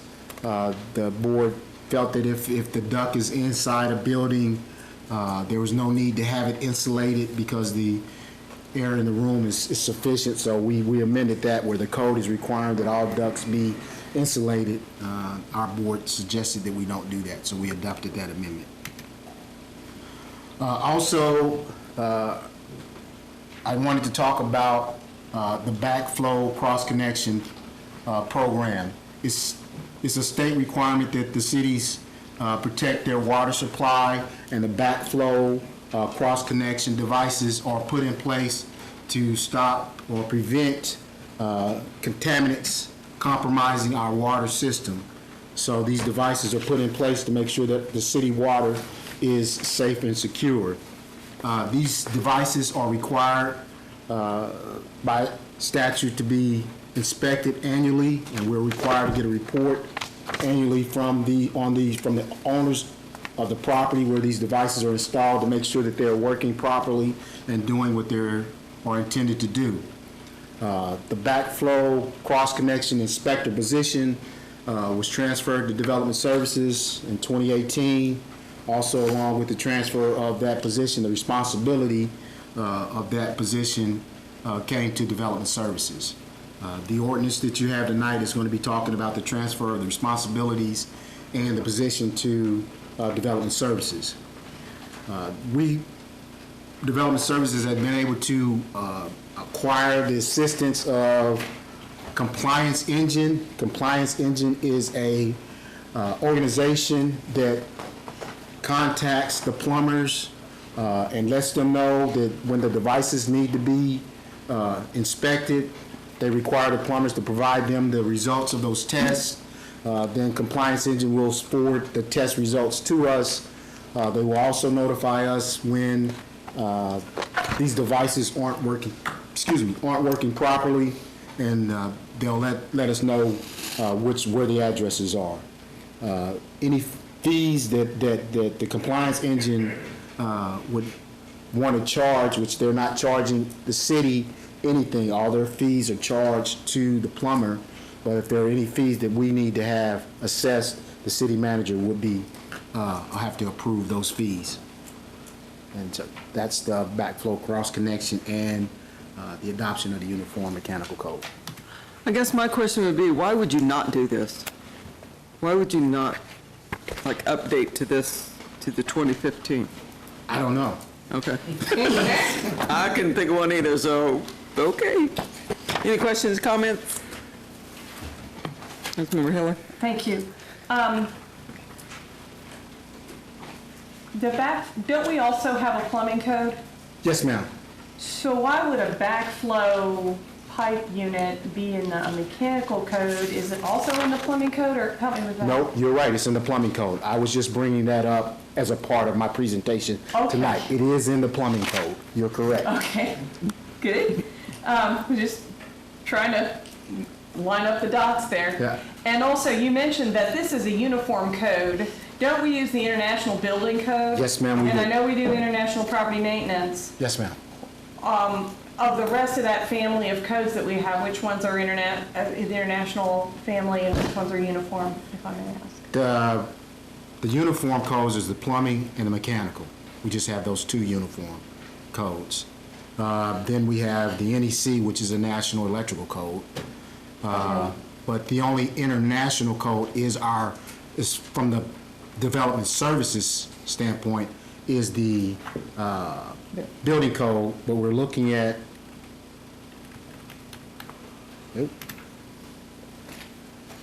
International Fire Code we use, and we're looking at adopting the International Energy Conservation Code. That's what I thought. So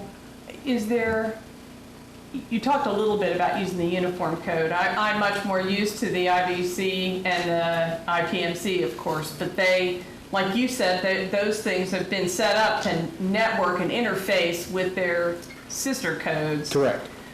So we lose that if we go out of that family of codes to the uniform codes, right? Not really? No. Do they network with the uniform No, that's what codes as well? the mindful understanding of the codes is the uniform code, uniform mechanical code is complete in itself.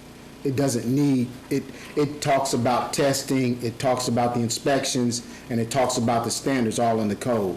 Whereas the international code will tell you, well, if you want to test this system, look at this ANSI standard.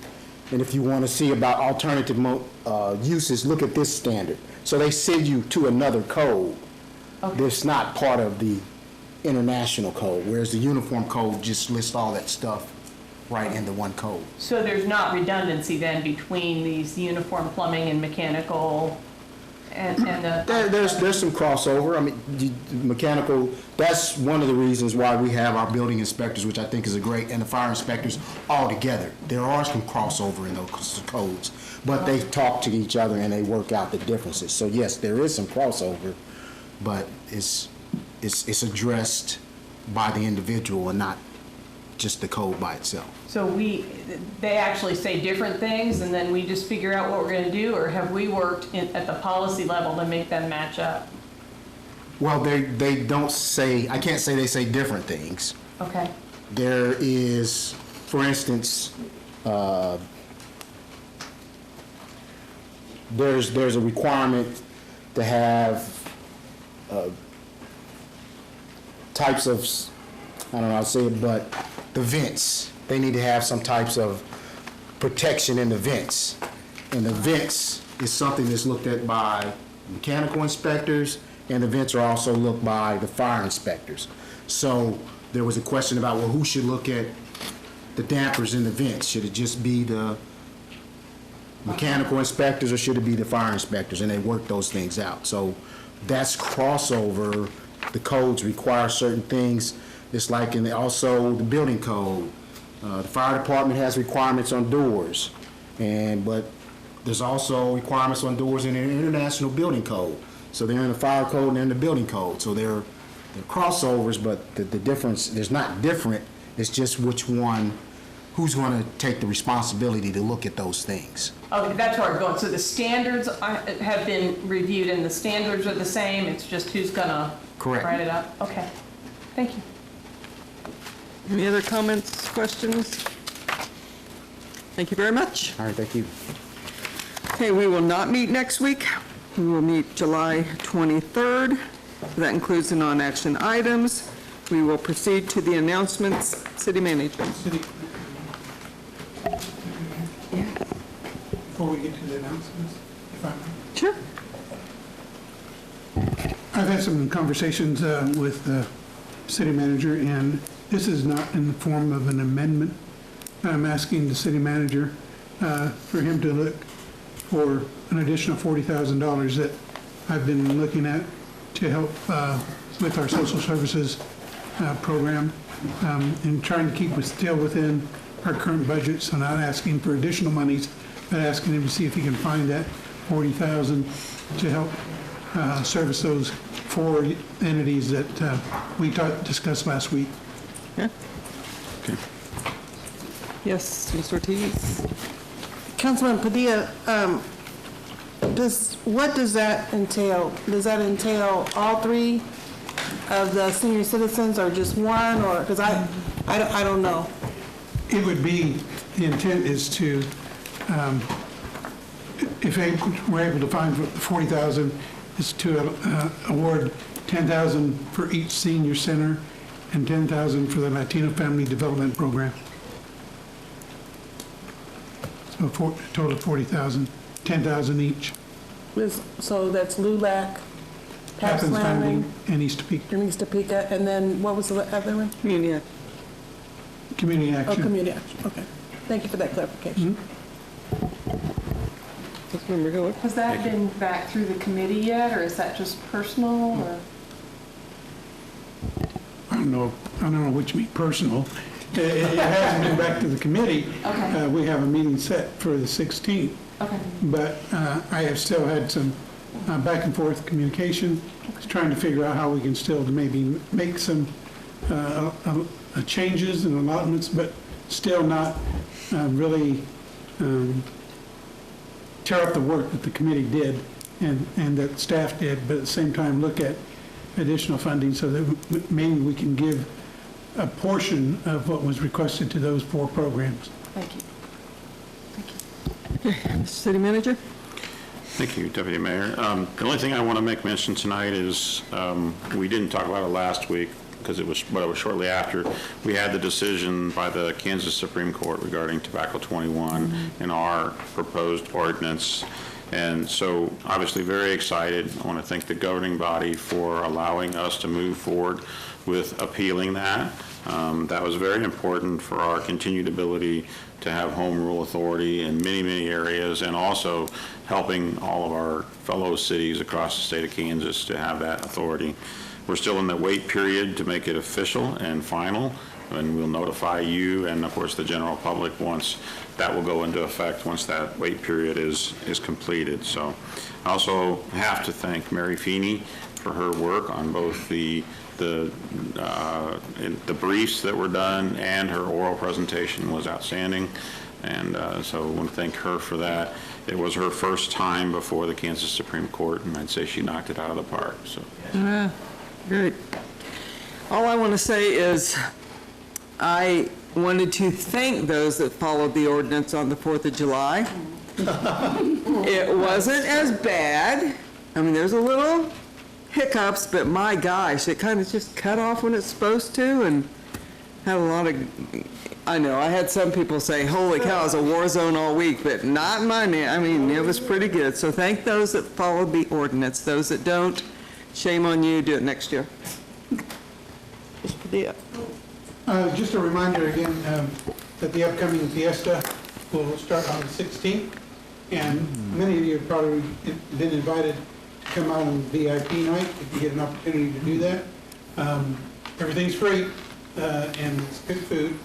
And if you have a chance to visit with a LULAC group that's going to be hosting a booth down there at Fiesta to meet its elected council people. It's not a campaign booth, it's for those who are already elected officials.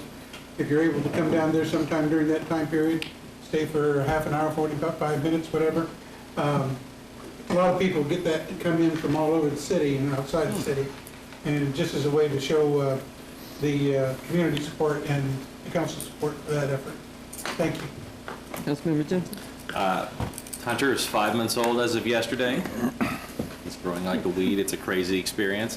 I want to thank my wife for babysitting on the 4th of July evenings so that I could be 5 again and blow stuff up. I know that she would have much rather let me do that, but she was gracious enough to. Apparently kids go to sleep at like 6:30 or 7 o'clock. I don't recall doing that, or at least happily, but anyway, she let me stay up late and blow things up. I'm incredibly grateful for that. I am attempting to work with an incredible team to work out some sort of compromise to keep the Metro at current service levels. So I would very much appreciate the input of every one of you and the members of the public on options for how to do that. We've met and discussed a little bit about that, but we're trying to work out something so that we can continue to provide transportation to folks in the community. I want to remind the members of the public, though, that this body's job is to allocate the money the community tells us that they can afford. We do not choose how the Metro spends it. They are a separate board, and they're experts in that, so it's better to have that separate, absolutely, but they're the ones that make the decisions on exactly how that money gets deployed, how it gets spent, the bus routes, all of that. As it should be. They should be separate. That way they have time to dedicate to that and making those tough decisions. But just so everybody understands, Mikola was asking what the process is for that. We allocate the funds, we hand it to them, they choose how that's spent. So we're working with folks on both sides trying to come up with a way to balance this. The goal is to get to a point where they've hired an executive director and he or she has a chance to sit down and take a look at that organization and give us some feedback on that. So would really appreciate people's comments. They can call or email me. I'll try to catch up with each one of you at some point in the near future. But we are working on that. It is critical to our community, so hopefully we'll have some good options. Please stay tuned. Yeah, and thank you for that. I get calls, I read it in the newspaper, that the city is cutting the bikes. No, we are not. We give them the funds. They are cutting the bikes. We are not doing that. Okay. Councilmember Mays, Councilmember Cohen. Okay. Thank you, Deputy Mayor. I had a constituent that owns some firework tents, and they said that they lost approximately, and you know how this goes, but $5,000 a day for those 2 days that we were that we do not allow sales in the city. So I was kind of curious, how many fireworks tents were in the city? Could somebody send me that so we can kind of get an idea of how much lost revenue maybe potentially we have lost according to that rule? And then I'm going door to door right now, and I have people telling me that the city's taxing us too much, and I point out that the sales tax, our percentage of the sales tax pie is very small. And I'd like to see maybe a visual that the city could put together to educate the public on, how much the city actually takes out of the mill levy, of the total mill levy. What's the city's percentage of that pie? What's the city's percentage of the sales tax pie? To kind of maybe give a better visual on, the city isn't taxing the voters to death. It's all these other taxing entities that are doing it. So it'd be nice to have something like that to carry along things. Councilmember Lester? No, all I have is, as Councilman Padilla said, remind people about the fiesta. I will also remind him I've not been invited to park in his family's yard or anything again this year. But anyway, thank you. Councilmember Hiller? Thank you, Deputy Mayor. In response to your question about taxes, all of us get, I'd like to see that report put together. All of us get copies of the League of Kansas Municipalities magazine, and once a year that has a pullout in the middle of it that has the taxing rates for all of the taxing entities in the state. And it groups the cities and the counties by the general sizes that are separated. And I pulled that one this year, and I encourage everybody to look at the whole thing. It's about, maybe 6 pages, kind of fine print. It's a pullout, but it'll show the school districts, and if there's like an airport authority or some other taxing entity, it shows all the pieces in the whole state so that you can compare. What I recall is that Topeka is a city of the first class, and there are like 25 cities of the first class, and we're dead in the middle of what the cities of first class charge. And then related to the article that you were talking about, or that the citizen was talking about earlier, when you look at the tax rates on some of the small towns, they're twice what ours is. Because less people, you still have to pay for your city hall, you still have to take care of your streets, you still have to do a lot of those things. And so it's kind of fascinating to look at where we line up. Interestingly enough, the county, Shawnee County, is the highest tax rate in its class compared.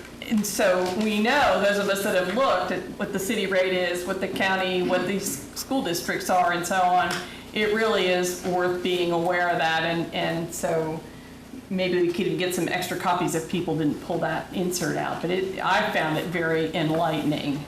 So, and I was kind of proud of where we stood in all that as well.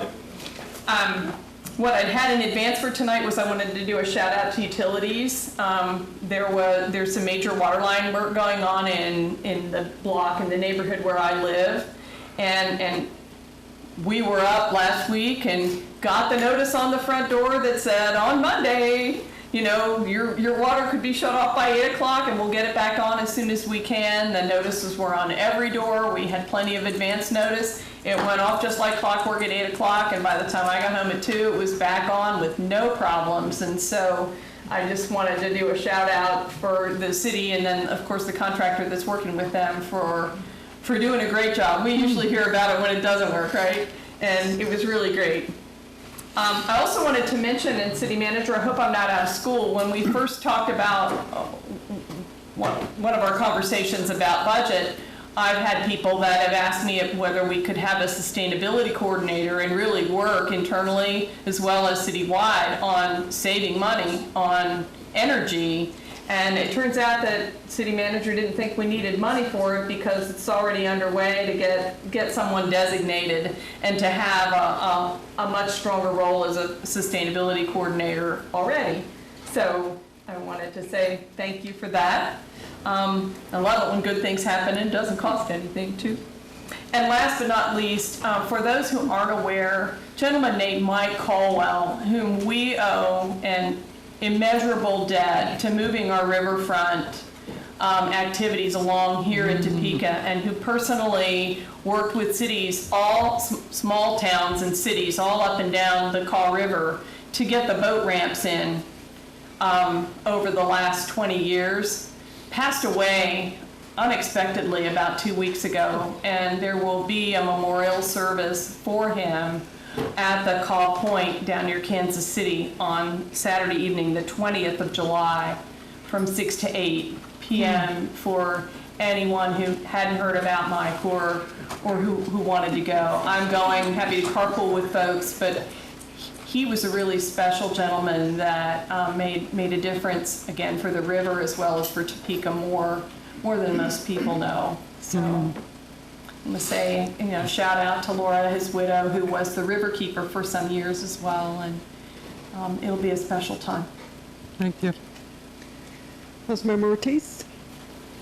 Thank you, Deputy Mayor. Mr. Padilla, or Councilman Padilla got so excited, he forgot about the parade Saturday. The Fiesta Parade. We always have to have that, you know that. But it'll be downtown on Saturday. And, you know, when you're a kid, there's just something about those birthdays when you're a kid. And there's just something about cake, and Tony has brought cake, and there's just something about singing happy birthday to that person, you know. So before we leave here, we've got to sing Antonio happy birthday. He's nifty 50 now. And so if we could just have him stand up and be recognized that he's now made it over into the next era there. He can't stand. He can't stand? Oh, come on. But if we could just sing him happy birthday for, and he's kind of blushing, that's what they do. Before he leaves, that would make me feel better, and his family wants us to recognize him. And thank you for the cake. Sure. Anyway, Happy birthday to you. Happy birthday to you. Happy birthday, Mr. Emerson. Happy birthday to you.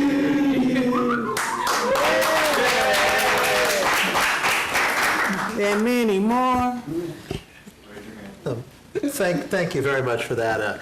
So I spent my 20th birthday in basic cadet training at the Air Force Academy, and I can tell you it's not as happy a place. You don't want it to be your birthday in basic training. No, thank you for that. And yes, thank you for that. But back to a serious subject. You know, we're all kind of talking about taxation tonight, and I think Mr. Trammell's point, and I know he's signed up to talk, so I won't say too much. He can speak better than me, but I think his point is we do have all these. We have so many different layers of things. You know, here in Shawnee County, we have the county, which also, you know, taxes all the citizens of the city.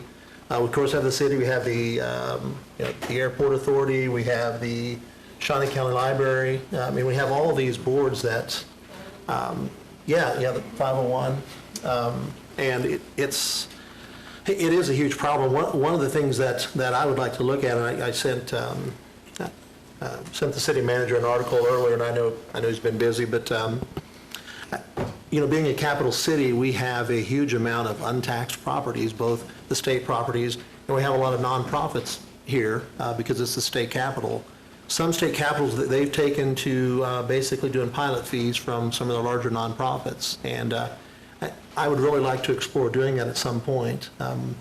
We saw this last year, a hospital that had previously been tax exempt and was losing money became a for-profit hospital. Now they pay taxes and they're profitable. So I think it can be done.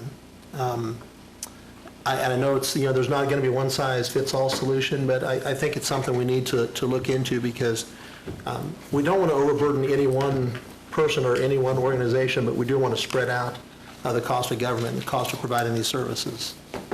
So that's the serious. And on a personal note, not only is my birthday, but it's also my oldest daughter's 22nd birthday. So happy birthday, Katie, who brought me the cake.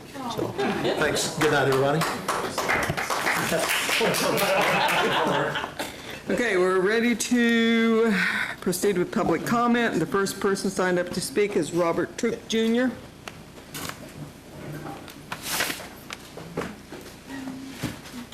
Hello, my name is Robert Troop Jr. I live in East Topeka since 1980. Well, my present address since 1982. I'm a senior citizen on a fixed income. And what I came to talk about is I would like you to help make code compliance more people-friendly. First of all, I passed out proposals, and I hope you still have them because I was here several times and didn't get to speak, so I hope you still have those proposals, which were handwritten. Okay, good. And once again, several things I look at is one is like you only have 10 days to do stuff. Well, I don't know about you, but 10 days doesn't seem like a lot of time when you have other things you might have to do. Maybe you have to go into the hospital. Maybe a family member has died. Maybe you have a vacation that you've already paid for that you're going to within those 10 days. So therefore, to me, there should be more time, months instead of days. Also, there should be no violations in the wintertime. Once again, my violation came in mid-November of 2018, and it was 3 violations. And one of them was a couch that I had on my porch. The stuff around my house has been there for decades. Like I say, I've been there since 1982. Well, this couch had been on my porch since then, and I didn't know that was a violation because nobody had ever mentioned. Code compliance has been by my house dozens of times, and I've never had a violation. And so once again, so in mid-November, I'm dragging a couch that I've sit on my porch and sat on, and other people have sat on, 80 feet to my backyard so that I'd be within code compliance. Other code compliance was do yard work. I don't know anybody that does yard work in the wintertime. And then also painting the trim and so forth around my house. You can't paint in the wintertime. And so I would like, once again, there to be no violations in the wintertime. The other things are, to me, once again, code compliance, the guy who came to my house, sit in the truck outside my house for at least a half an hour. I went out and talked to him, and that's when I realized he was writing up violations. To me, code compliance he could have came and talked to me, because when you get the violations, you have, like I say, you have 10 days, but they come in the mail, which made it 8 days. And I didn't understand what they were talking about, because just like I say, my yard and so forth has been this way for years. So then I'm calling, and when you call, the person that answers the phone can't tell you anything, which is another thing I wrote down. They should be able to explain to you what the violations mean and what you're supposed to do. And the other thing is, to me, they should make it more simple. When they send you the mail, which I have here, they explain all this stuff, but it's basically, something that's just the way it's been wrote out. It just tells you clean up your yard, and you can't have this, and you can't have that, and you can't have this. Well, none of that stuff was in my yard, so I didn't know what they were talking about. So that's why I really would like to see code compliance really just be more humane and look at the fact that just like different people, different age groups, if you're older and elderly and you can't do certain things, then you have to try to hire somebody. Well, once again, in painting the trim on my house, I talked to 3 contractors, and they wanted between $400 and $600 to paint the trim. That's a little exorbitant to me as far as being on a fixed income, where I have to pay my bills, deal with different things that cost me money, as well as my utilities, and I'm quite sure other people have to deal with stuff like their medical bills and et cetera, et cetera, et cetera. So to deal with something like $400 to $600 to paint some trim on your house that's, once again, been that way. And to me, my neighbors, also the code compliance thing wasn't somebody complaining. It was the gentleman in the neighborhood seeing the way my house is. And last but not least, I'd like to mention, to me, there should be Your time is up. Oh, okay. Sorry. All right. But we do have thank you for the written. We have it. Madam Mayor? Yes. Deputy Mayor? I'd like to give, was 1 minute sufficient, sir, to finish? Yes. I'd move for 1 minute extension. Okay. Second by Councilmember Heller. Hold on. All those in favor? The drum roll.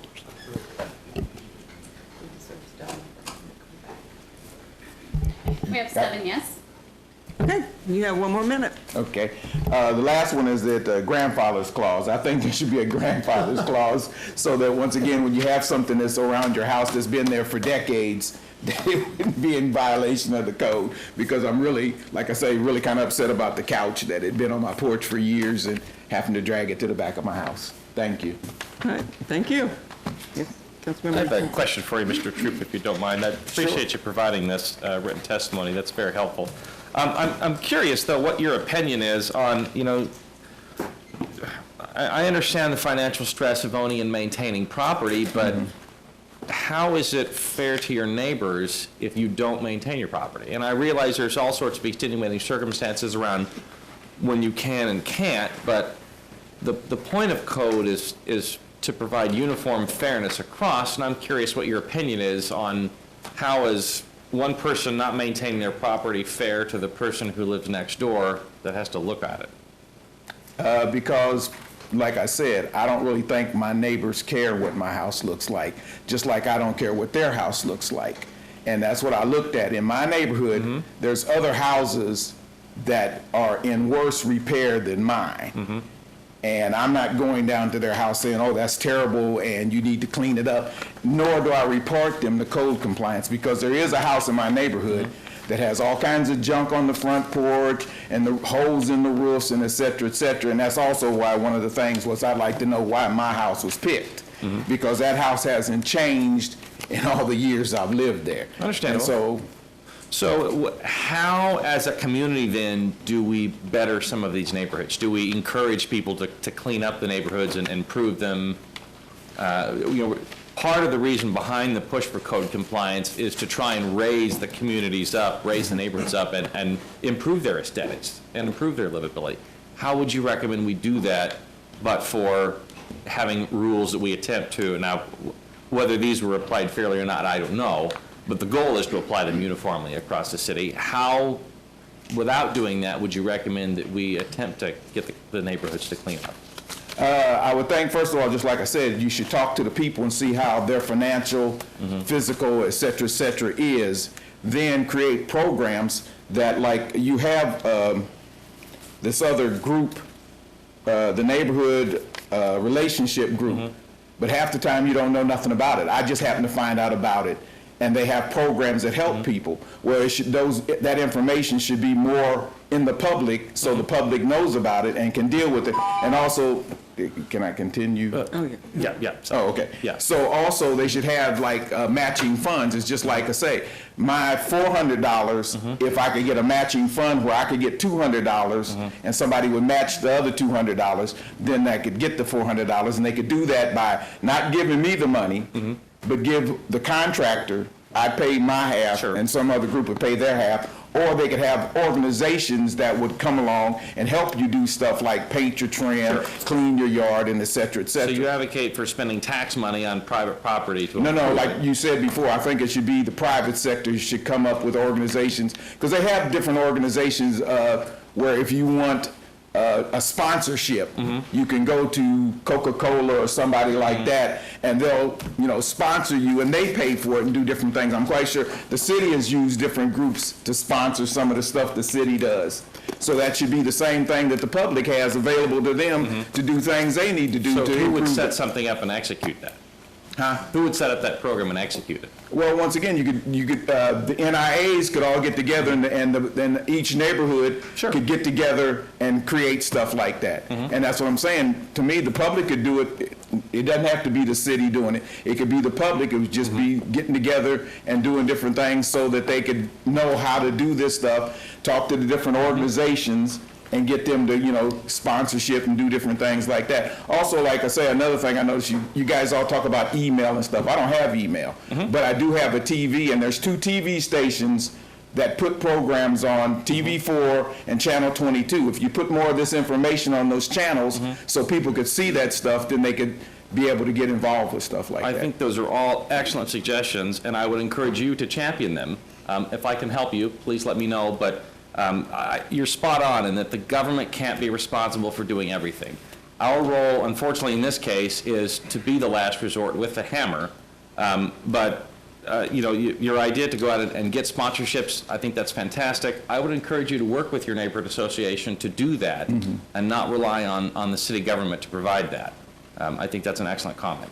Thank you. I wouldn't do that if the city government wasn't the one that makes these rules and enforces these rules and makes us have to do it. Okay, out of respect for the people that's waiting to speak, Yes, okay. and Councilman Jensen, if you have more. That was the end of my questions, so. All right. Thank you very much. Thank you. Deputy Mayor. Yes.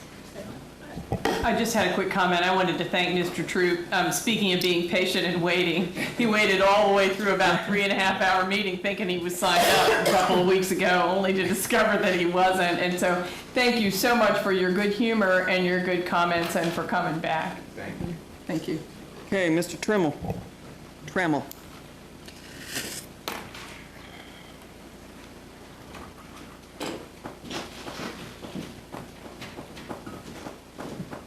Trammell, I'll respond to either one. Mr. Clark. First of all, Councilman Emerson, happy birthday. You don't look a day over 49, so you're doing well. I wanted to bring current, keep it in front of your headlights, the issue with narrowing 12th Street. And I want to bring you current on a meeting we had last night with the Tennessee NIA. It was an excellent expression and exhibition of the city, the council, city manager, and the community coming together to have a very vigilant conversation about something that is weighing heavy on the community. Mr. Jensen was there, Ms. Hiller was there, the city manager was there. This meeting lasted till after 9 o'clock last night. They all stayed, and we had dialogue on a number of things, but it was an excellent meeting, and I thank all of you for taking the time to do it, because that's the way government should work. Interact with your communities. Let them know what's on your mind, let them see you, let them hear you, and let them be able to express directly to you what their concerns are. As far as the narrowing of 12th Street, I want to tell you, I hope you all have that on your agenda somewhere, because it is something that is really bothering this community. They want the improvements, they don't want to see the street narrowed. And nobody seems to know where this is in the process of things. Maybe you all could have it on your agenda and discuss and make some decision on direction. Either cut the costs out of spending time on something that nobody wants in the community and spend those dollars elsewhere, or come up with a decision and a direction so the community understands what's going on. The last thing, and I really mean that, was an excellent meeting, and I commend all of you, compliment you also. The other thing, do more with less. You just had a perfect example right here a minute ago with this gentleman talking about the two areas of his department where you all brought up the comments about what are you doing with technology to reduce the labor and the cost, the paper and the ink, as you said, to keep costs down and be more efficient. Do more with less. Be more efficient. Yes, Mr. Jensen, there's a lot of fluff in the budget that's come about over the years. But that is the whole picture. The budget is what it is. It got this much money, and this is what it requires that we have to do for our core improvements. That's the whole picture. So maybe the fluff needs to stop, or find ways to fund the fluff to keep the cores operating efficiently. Do more with less. Be more efficient. TMTA. I helped design and build the transportation structures in Denver. And I know transportation, having sat on the TMTA board. And I want to tell you, transportation is what makes a city work, makes it vibrant, creates its economy, and puts all the wheels together on all the wagons. But they can be funded in other ways than mill levy. They can be funded with sales tax, they can be funded with grants, federal, state, local, so on and so forth. So yes, money does have a say in what the TMTA does, because you're giving them the funds to operate. So you need to know how they're spending it, how efficient they are. Do you like it, don't you like it, and tell them that.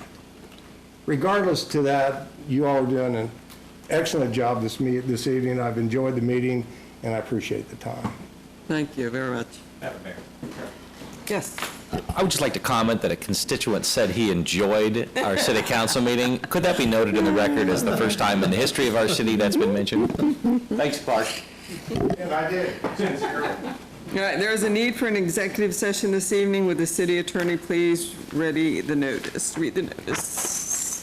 The motion is to recess into executive session for a period of time not to exceed 20 minutes to discuss confidential employment matters pertaining to non-elected personnel as justified by KSA 75-4319B1 in order to protect the privacy of those discussed. To aid the discussion, the following individuals should be present: members of the governing body, City Manager Brent Trout, Human Resources Manager Sean Maysberger, Liz Toyne, Administrative Assistant to the City Council. No action will be taken when the open meeting resumes in the governing body chambers. Okay, all those in favor? Motion. Motion. So moved.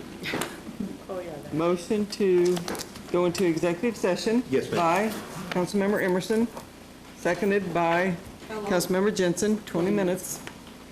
All those in favor, vote yes.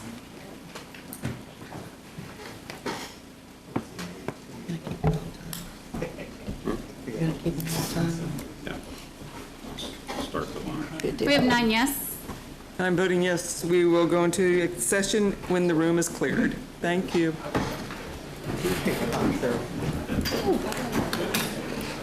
It's about.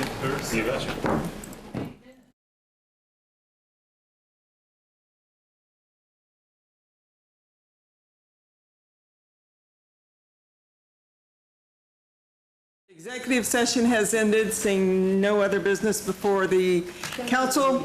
Meeting is adjourned. Nicely done, nicely done. Yes.